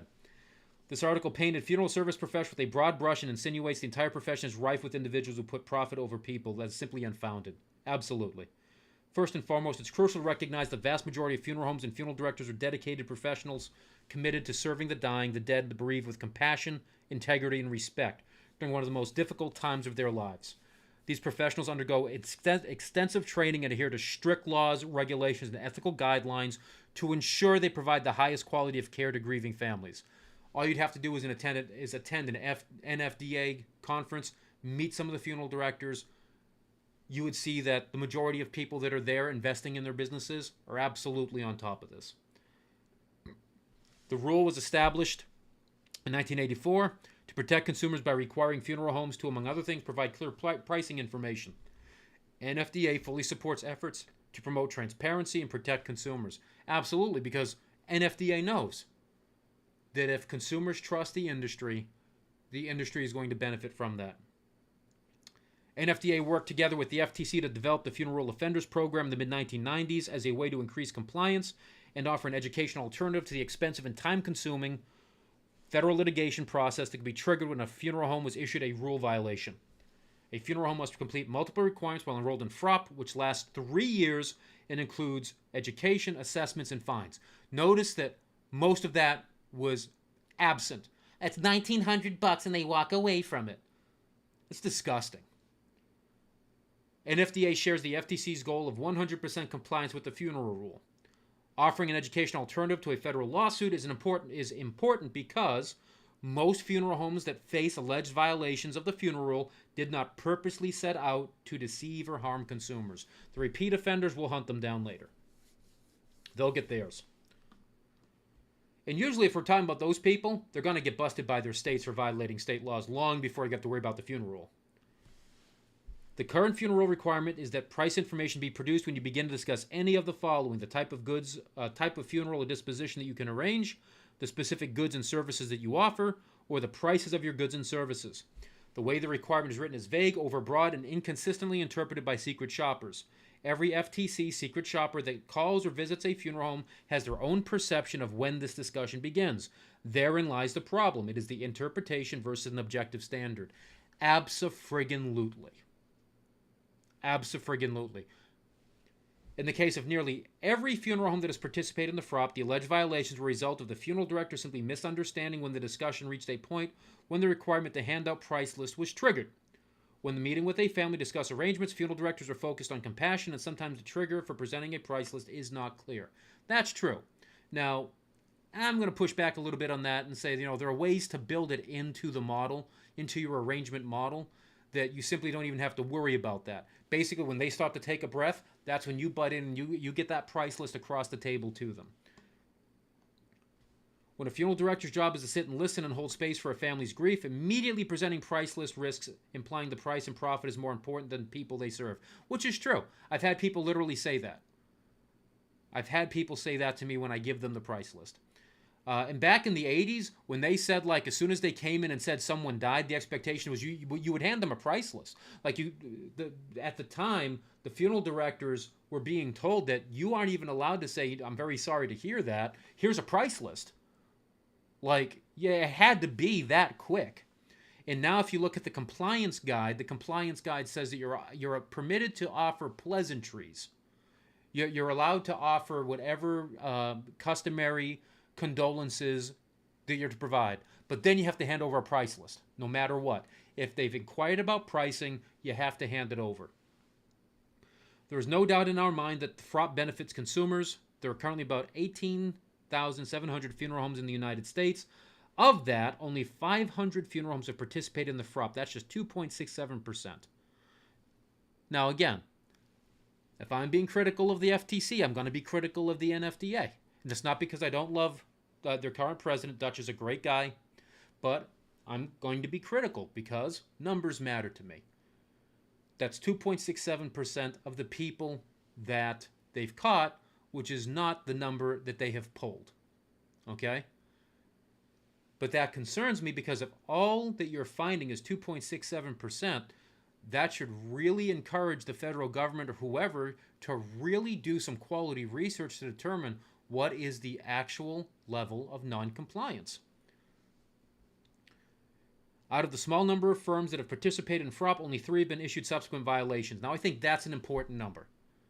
Okay? Out of 500, we've only had 3 repeat offenders. That's very important.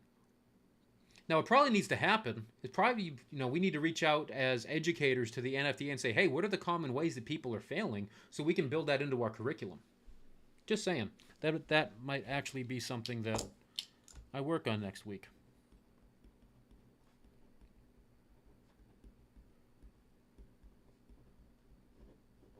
You're watching the process as it happens, folks. You're watching the process as it happens. NFTA's role in FROP is strictly limited to education. Insinuating otherwise is simply wrong. It is the FTC that is solely responsible for enforcing the rule. The agency can shop any firm in sight, which is true. Nothing says they can't just do what they were doing before and start slapping them with lawsuits. NFTA has never had a role in enforcing the funeral, nor does the NFTA determine who is prosecuted and who is given the opportunity to enter the FROP. If at any time the FTC determines we're not living up to the terms of our agreement, they can basically kick us to the curb. Finally, we must recognize that planning a funeral can be stressful, especially when a loved one has just died. Many important decisions must be made in a short time when a family is grieving. That is why we always encourage families to have discussions about their wishes, their budget, and what funeral home they want to use well in advance of the need to use a funeral director. This enables them ample time to shop, to find a funeral home that they trust and has the services they need at price point that works for them. Funeral service professionals are dedicated to upholding the highest standards of integrity and professionalism, and we remain committed to serving our clients with dignity, compassion, and respect. For more information about how families can have these important conversations, you can go to www.rememberingalife.com, which absolutely, if you are thinking that you need to have that conversation, look at these resources, absolutely get a hold of people, and have those comments. So let's dive back into chat. I've been babbling for a while here now. Dude, chat hasn't budged. Cool. So the last thing, not the last thing, but the last thing on my agenda for things to do is, for those of you that are unaware, we have National Board Exam item writing open for people who wish to participate. I'm going to jump online to the conference website real quick. Let's see if they've got something. They may or may not have anything posted on their website about it. Yeah, so let's jump over to Facebook. And if anyone from the conference hears this, Daleen, Allie, Dustin, hey, sorry. Couldn't find it quick, so I'm just going to be lazy. Where is it? There we go. Boink. So volunteers needed, National Board Exam item writing. Writing workshop is June 11th to June 13th, and they mean that, okay? So when you send in an application to be an item writer, you're taking 3 days off from work. They're not joking, okay? The first one is the item writing training. If you can't hit that, you can rewatch the video on that. That's Friday, May 3rd, time to be determined. I would strongly encourage you to attend the live session. And then virtual item writing, June 11th to June 13th. Deadline is April 14th. Reach out to Dustin over at the conference. That's Dustin at theconferenceonline.org. What are the qualifications? You have to be a licensed funeral director and embalmer. You have to have passed the National Board Exam. Why would you want to do this? So you can gain an appreciation for what the process is. Now, the other day I was on Facebook, imagine that, and people were talking about this, and there was an individual who had applied for this before and did not make it. And then it turned into, if you're not going to use me, then, the hell with you, I'm never sending one in. Hey, that's your prerogative, okay? And I went and I even stated that I think I've applied 4 times, they've used me twice. And I've taken no offense at that when they haven't used me. And they used me, they didn't use me, they used me. So it's like, dude, all right? Great. It's not like they've used me consecutive. So it's really important to understand. Now, I've done this twice. I can tell you the first time that I did it, it was a small group of people. The second time I did it, it was almost tripled. Now, how many people they select and who they take, I do not know what the criteria they use to select. If, I'm going to apply, I've already applied actually, and if they use me again, hey, that's wonderful. If they don't, dude, I got other things to do in those 3 days, I promise you. So I'm not going to take it personal if they say no. I'm also going to apply again the next time the notice comes around because I'm not stupid, because I want to be part of the process.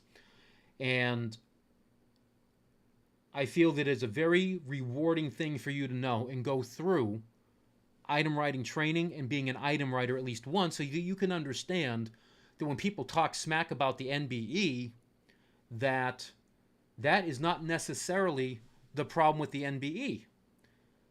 There are, when people blame the National Board Exam, and let's be very clear here, okay? I have some criticisms to the National Board Exam.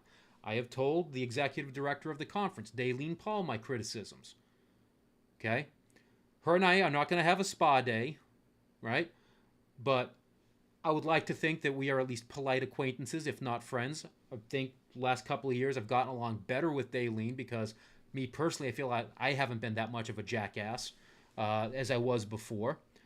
And I have a better appreciation of how things actually work, which is what I did not have when I really looked at them and I blamed them for things. That being said, the feedback that educational institutions could receive in order to improve their pass rates every year. I think that a lot of work needs to be done there, and we've had that conversation, and I'm hoping that that comes to fruition, right? So what I'm actually going to do is, there was another comment that was made during that discourse where someone brought up something that has been said for years, and I've been trying to dispel it, so now I am going to dispel it. And that is, they even state that if you write a question, you wouldn't even recognize your question when it appears on the national board exam. Like somehow we have gotten in an orange, and through the power of the Finn cinematic universe and several like poultry sacrifices to the profane gods of the dark realm, that is now going to become a cantaloupe.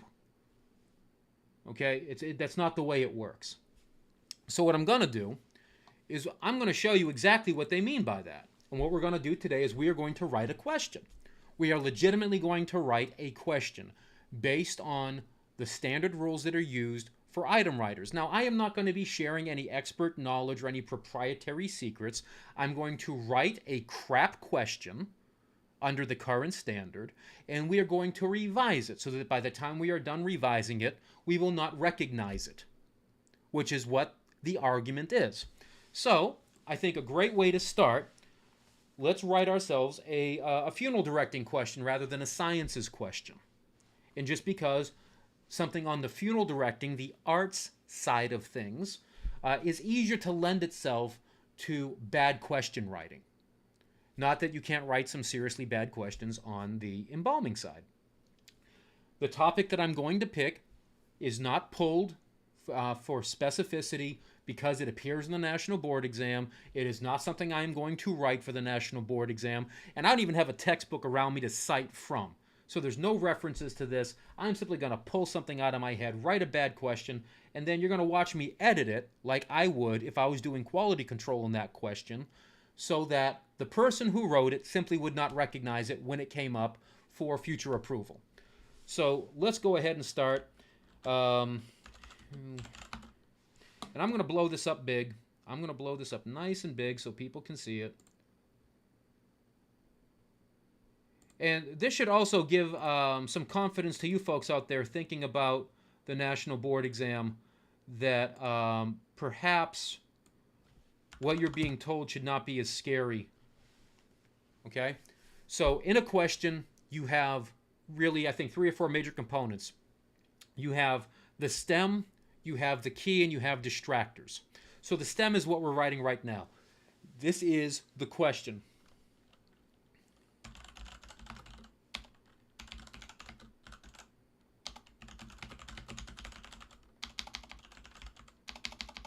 And let's pretend for a second that I have a spelling capability of something more than 6th grade.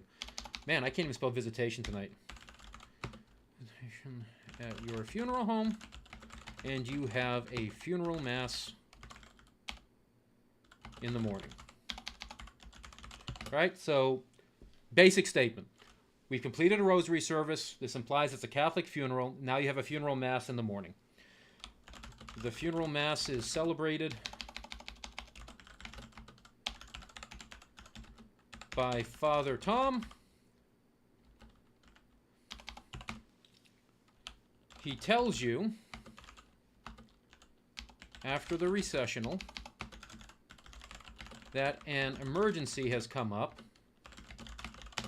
And if Professor Beckham, you're still here, you're already cringing because you already know. Because I think Howard, you've been an item writer at this point. The emergency has come up, and he will not be able to perform the committal. Deacon Allen has already been notified by the church and will meet the procession at the cemetery.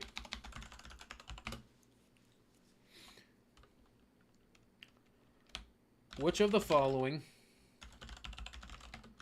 would be something you would want to double check to make sure the committal goes smoothly. Question mark. So there's our item. Okay, or I'm sorry, there's our stem. There's our stem. And the first thing is going to be, we're going to say a crucifix. Second thing, we're going to say the rite of Christian burial. Third thing is going to be the order of canonical law. And the last thing is going to be holy water. So now what we have is we have a stem, we have a crucifix, we have our distractors, and we have a key. So the first thing is I am going to say, I've looked through my textbook, and the correct answer, the key, is going to be holy water. Okay? The key is going to be holy water. So the criticism is, this question is going to go into the National Board exam process, and it is going to be unrecognizable by the time it actually gets deployed, and somehow that means there is now a fault with the question. So if you go through item writing, and if you've taken the National Board exam, it is written to a certain level. Okay, and if you are going to take the National Board exam, you are supposed to take candidate training, got to watch a little video. You have to check off that you've received the candidate handbook. That's why you're supposed to pay attention when that actually is going on, and you're not sitting there watching YouTube or TikTok videos, so that you understand what's happening. So it's written to a certain language. And one of the things that item writers are told is that, as my Irish priest, Father James Gordon of the Institute of Charity Roseminian used to say it in a sentence, man, is you can't have all this fluff. So you've written this question, you've sent it on up, and it goes then to basically a quality controller. Now, I'm looking at this and I go, okay, you clearly did not pay attention during item writing training, and I send this back with the instruction, fix it. Okay? Ask a question, look for answers. That's what we're looking for here. And let's just say that the person is new and doesn't really understand. They think this is perfectly fine. You know, you need to have all this background noise. And that's kind of the problem. So now it bounces back to me. They haven't edited anything. And now I just want to get this question into the next step. So I look at this and I go, what is my question? Well, what's the first thing I'm going to do? All that crap's going to go. Every single bit of it. Because it is irrelevant to the question. It doesn't matter. Okay? It doesn't matter. You're at a Catholic committal. So now I probably need to edit what I'm looking at here. I need to edit my key.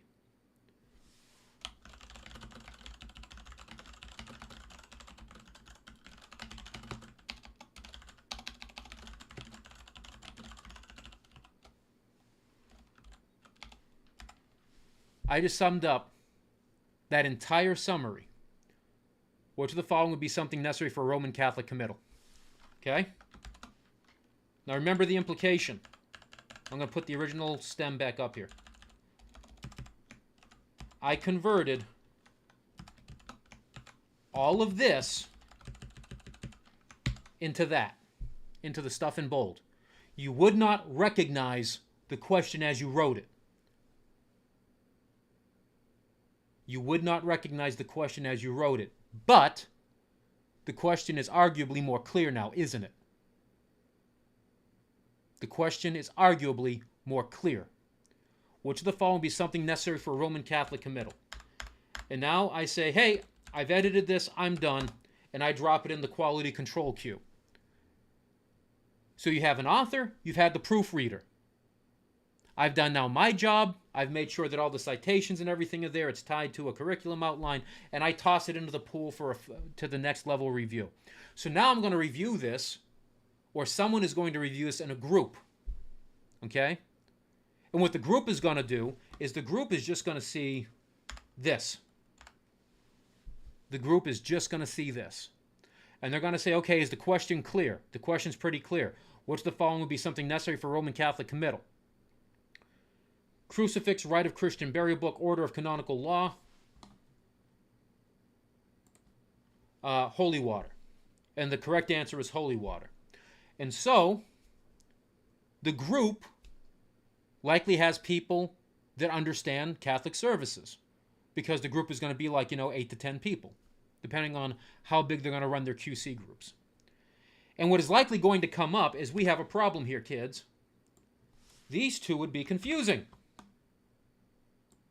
right? Under the context of the original question, you would not need the crucifix, because you just had a funeral. You know damn well that crucifix is on top of that casket, and you've taken it, and it's going with you. You're not worried about that. But now that you're meeting a deacon at the cemetery, there might be a chance they forget their holy water bottle. That's the issue. So the problem is, the crucifix and the holy water are both something very necessary for a Catholic committal.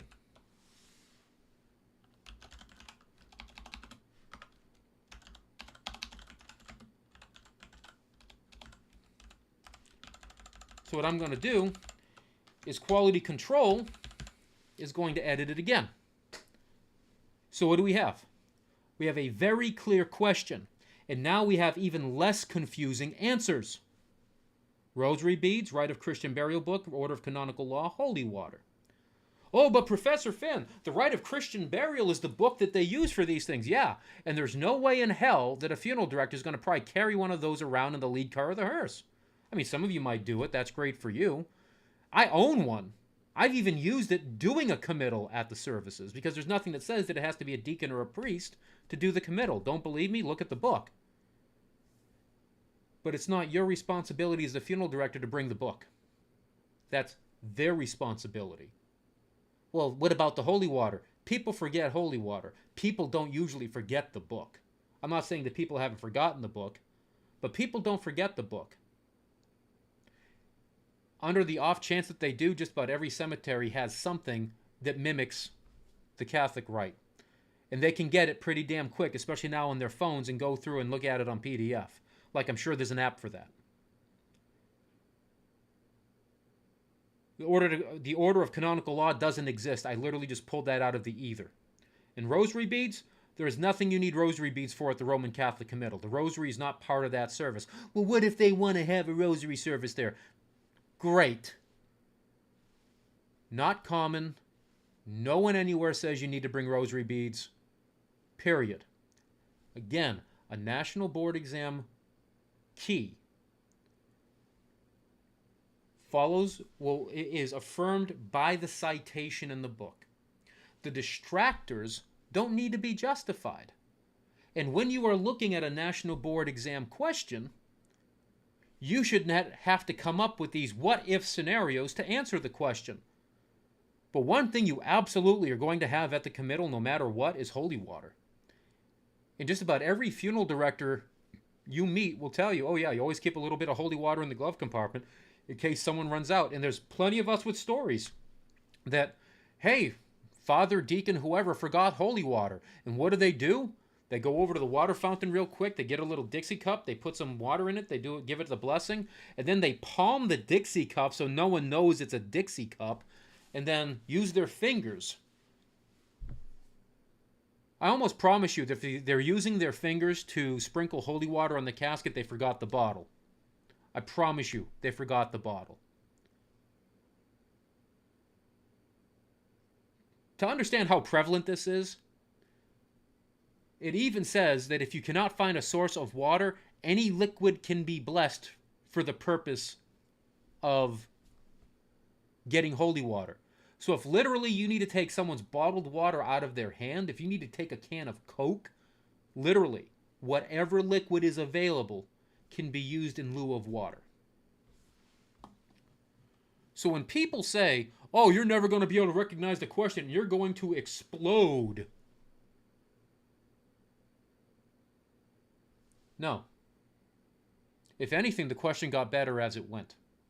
Okay? If anything, the question got better as it went. And that's the most important part of this, is when people are talking smack about this, and you do not want to be part of the process. If you apply for the process and you are denied and decide that you're never going to be part of the process, That is on you, man. Okay, that is completely on you. But this is why you need to be part of the process. So when people say, oh, here's a problem, this is not the problem. This is not the problem. Forget the fact that people can't even write papers. I mean, let's talk about that for a second. Let's go ahead and kill the screen share and let's talk about some real reasons as to why people, and then I'll jump into the chat because I see some stuff has popped in chat. Real reasons why people have trouble with board exams. One, you can't even write a paper without Grammarly. You can't even write a paper without Grammarly. If you yourself do not possess basic grammar and language skills, what do you think that is going to turn into when you're trying to read something? I can foresee that if this trend continues down, that you're probably going to need screen readers for everyone because you're not going to know how to read because you don't understand what the words actually mean. You'll understand the sounds, but you won't understand the words. Which is why the words have to be written at a certain lower level. And I think that the requirement is 8th grade language. You have to use 8th grade language. So if you're using big words, that's kind of a problem. You have people going through school, especially their primary education, that are just told that, you don't really have to apply yourself. You really don't have to try. And if you're not succeeding, that's not your fault, honey. That's the system failing you. And then you come to mortuary school, and now you have a problem. And the problem with mortuary schools, especially single-purpose mortuary schools, we don't have the resources that many larger universities and community colleges have when it comes to the developmental education or forcing developmental education on you. Even some community colleges, if you've graduated from a high school in that state law says that you can't be put into remediation, even if you can't do simple arithmetic, which is really a problem, like horribly so. Because if you can't do math, even with a calculator, we've got some problems here. Especially when it comes to things like, embalming dilutions and effective preservation. So, fact of the matter is, I don't want to be singling and calling people out. But one thing I absolutely have to do now, within my position of who I am in the industry. Not that I am super important, but I've been doing this for a decade. And I absolutely admit I was part of the problem. I have taught some of those same statements, which is why it's embarrassing. People say, you're a hypocrite. No, yeah. I'm a hypocrite if I didn't get better, learn, and call people out and say, no, this is why you're wrong. And now going forward, I need you people to understand why this is wrong. Funeral homes are not competing against each other for employees. Funeral homes are competing against employees with retail places, restaurants, gas stations, everybody. But here's a hint. It's not just us. If a nurse is making $75,000 with health benefits and is one of 3 registered nurses on a floor and is dying a slow death because of overtime, do you not think if they can make $75,000 working a 3rd shift at a Buc-ee's, they're not going to take that job? And they've gone through RN school. They've done their pros in their field, especially, trauma nurses or whatever. And they just say, the hell with this, man. I got to go before I burst. And they go take a job at a gas station. A Buc-ee's general manager, a person who runs a Buc-ee's gas station, folks, makes nearly $230,000 a year. You could graduate with a graduate degree in IT, and you're still not making $230,000 a year. But the guy that's making sure that your beaver nuggets are stocked on the shelf, that person is making that type of cash. And let's be honest, if you're a Buc-ee's general manager, you are literally the god of your own little world. Those places are absolutely cray-cray when it comes to logistics with all the things that are going on there. We're not talking like a little bit of merchandising, massive amounts of merchandising, your branded stuff, your quick serve stuff, your kitchens. I mean, I'm willing to bet Buc-ee managers earn like every dollar of that. So let's go ahead and dive into the chat. Um, Lee writes, it does suck how biased the story is. Yeah. And the problem is people look at that and just go, oh, yeah, she's so right. Bro. Man, I am telling you, I have a hard time reading anything from any major news outlet. And whether it's a right-wing bias or a left-wing bias, I have a hard time with it because it's just like, I'm just always asking those questions. Show me. Explain this to me. I took a undergraduate statistics course. I know statistics can be gimmicked any way you want to gimmick them. In fact, if you know, one benefit to me dropping the cash for the Wall Street Journal, folks, is I saw an article yesterday that the Wall Street Journal is going after the professor at their school who is the one that publishes all the studies on like student cheating or whatever, and they're going after her for basically falsification of her data. Like, the person that cheated is being busted for cheating with their numbers. Like, the irony is not lost on me. And she's absolutely fighting tooth and nail against this lawsuit. But when that popped up, I was just kind of like, dude, I don't care who you are. That's funny right there. Like, we're busting, and people are like, oh, well, you know, certain numbers. Bro, if we catch you with doing like, you know, 15% chat GPT BS, we're failing your ass. Because you plagiarized. Don't tell me that the woman that literally writes the books on cheating and using statistics and gimmicks her numbers, that's permissible. Like, come on, man. Killing me. Howard Beckham got the notice today. It would be great if they limit it to just educators. Nah, I don't think so. I don't think so. I think it's very important. And you know I love you, brother. I think it's very important that industry people go in and do this. And, you know, to go back what that person was saying, you know, they didn't use me. Well, here's the thing. Like I said, early on, it was a very small group, and I saw Jolena Grande. Hi, hon. Hope you are well there on the West Coast. I think she might back this up, that those groups were historically very small, especially pre-COVID, when I think they had to meet face-to-face. So it was expensive to get these people together to do these trainings and then get you writing questions. Like, it's an investment of time and effort to get this to happen. And then over the last couple of years, you know, once you've done it once or twice, you can now be kind of left on your own to write your questions. So then they can focus on other people and start bringing them into the fold. Like, when I look at the process, the item writing process, it's actually really damn good because you're left on your own. Someone reviews your stuff. You get the option to fix your stuff, right? You get your first draft back and you get offers of improvement, and then at some point you're going to be on the larger committee that looks at stuff. So now you have people that are seasoned, people that are new just like you, and you're all looking at it and you're getting that training on how these questions should flow.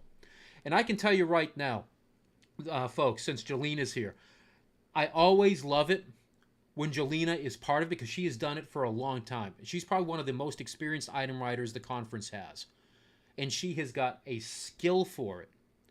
And when she sits there and gives a critique of a question, my ears perk right up because I know I'm in the presence of my betters. And I'm going to take her experience and I'm going to use that to improve myself because I know at some point in time, maybe she's not going to be there. Maybe she will be in a different committee or she's not able to do it that year. And now the unfortunate truth is this jackass is going to have to fill in at some point and offer some, you know, words of wisdom. So I'm probably going to want to be on my A game for when that happens. And as that happens, you can get more and more and more people because you have these other folks with experience to help round out those other committees. So it's a self-perpetuating and exponential growth for item writing that if people would just want to get involved, you know, I could probably see in 5 or 6 years that, you know, they could do an item writing conference. I mean, for those of us that have done it, you know, could you imagine having like 500 people doing item writing? Like just having the amount of personnel where you have that many seasoned item writers that you're able to just blow through something like, you know, 800 questions in an item writing week. That would be amazing. But on the other hand, I also see the benefit of, hey, as these people get better, that we can kind of restrict the total number that are there so that we're always making sure that we have a high level of excellence. Like, there are good arguments for both of them. I'm already suffering fatigue reading this. Yeah, exactly. I love it. See, this is the stuff. This is why I sign up, so that I can have people like Professor Grande berate me for writing crap for like writing stems that are like 2 paragraphs long, so I can get chewed on. Um, First revision. What should the funeral director verify to ensure the committal goes smoothly, being officiated by a deacon for the Catholic? I mean, yeah, you could do that, right? But then we look at, does it really need to be a deacon? The Catholic funeral rite says that you could either be a deacon, you could be an ordained minister. Like, if I had the book with me, I'd bring it up and I'd put it up to the screen, but it's not up there, and I don't have a PDF of it. But the rite of Christian burial, folks, is written for Catholic priests, deacons, ordained ministers of other faiths, and also lay people. One of the most important things you might see is if a lay person is doing a Catholic committal, when they give the blessing, when they give the benediction, they're making the sign of the cross on themselves. If it's a minister, if it's a deacon, if it's a priest, they'll do the sign of the cross with the hand facing the participants, because a lay person is not capable of giving the blessing to the ones in front of them. But an ordained minister is the one doing that. Now, whether you agree with the canon law or you don't agree with the canon law, that's a debate for pretzels and beer. But that's the type of stuff that's in there, and it literally says that. If you're a minister here, and this is why sometimes you'll see little like post-its or sticky arrows, so that way when they turn the page, their eye goes right to where they're supposed to be reading, because that's the priest part. Because right underneath it is the same exact text if it's a ordained minister, non-priest, or a lay person. So they're jumping over pages. If you see them flipping pages, it's literally because they have all this other text that they're skipping over for these other parties. What's the following? What is? Yeah. Used to keep all of that in a box in the coach and an extra U.S. flag. Yeah, I in my cars, we always kept flag. We kept a bottle of holy water. And the way you keep holy water, folks, is you put a little vinegar in there. Put some vinegar in there, and that'll keep the water from going stale. Sand, always kept some Jewish sand, sand from Israel. A handful of Kriya ribbons in case something came up, so that you'd have some Kriya ribbons with you. You have little baggies or something just kind of stuffed in the boxes of your hearse. In the trunk, you always had umbrellas. In the trunk, you always had umbrellas in case something was going south. Olive oil. Yeah, olive oil for the Orthodox stuff. They cannot read or write. I know, it's great, isn't it? Restroom attendants start at $20 an hour. What about Georgia? So Georgia passed some of their laws. Great question. I have it on good counsel that Georgia passed some of their laws, but they didn't bother going into the education accreditation thing.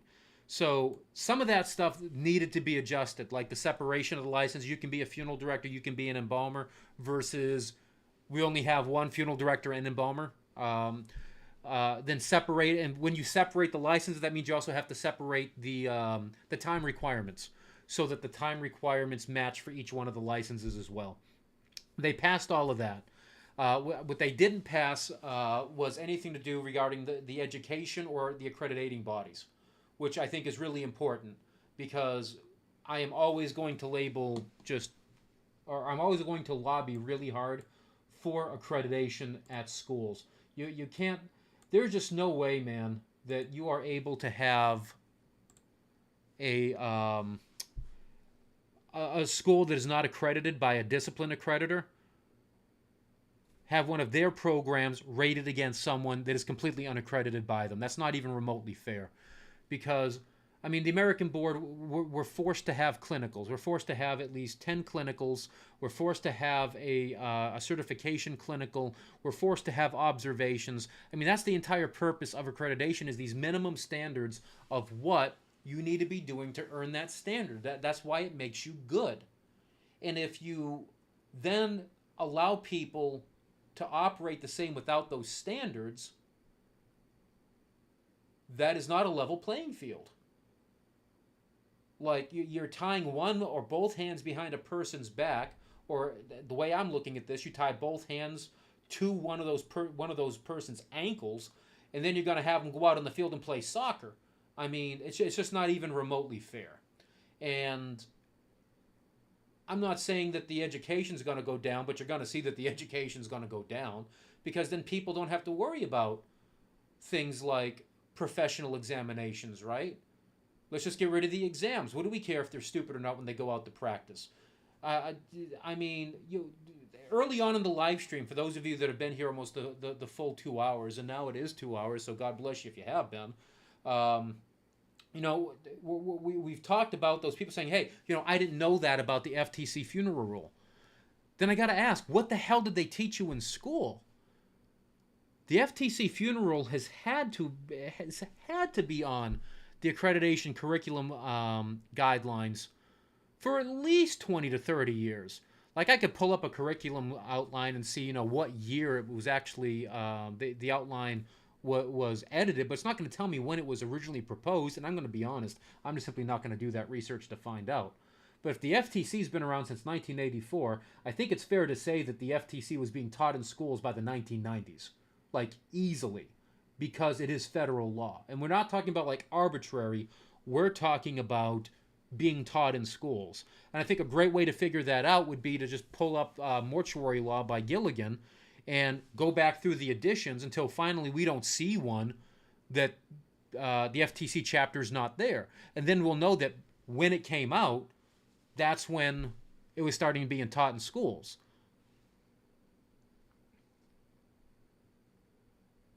Erin Gobra, my dear, see you in Boston. Now, actually go do something fun and stop listening to this fat guy in Texas. Like, seriously, man. Yeah, dude, it's like, when is St. Patrick's Day? Is that today? Did I miss it? My days are all a blur. Dude, I'm going to be... Okay, it's the 17th. I'm going to be pissed if I was supposed to be wearing green today and I didn't do it. I'd also bounce right back because I got at least 2 bottles of Irish whiskey in the cupboard, so I know I've got that covered, y'all.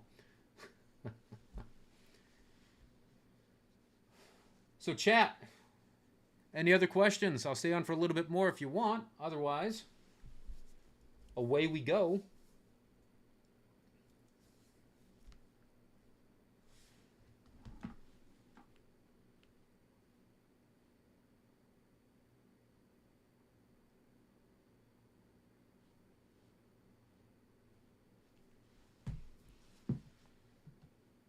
All right, folks. See you nothing. Hey, this was a fun one. I hope you found this stuff educational.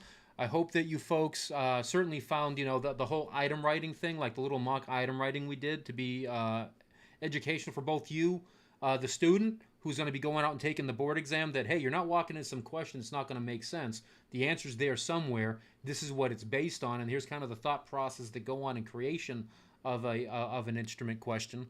As well as just like the other crazy stuff that's going on with the FTC. Absolutely need to be part of that conversation, whether you're a student, you're a licensee, you need to be on top of that. And if you have questions about the FTC implementing it into your funeral homes or something, you can always send something to askbigbadfinn@gmail.com, and I can give you some ideas. I'm happy to talk you through it, because if you don't run afoul of the FTC, that's just better for the industry.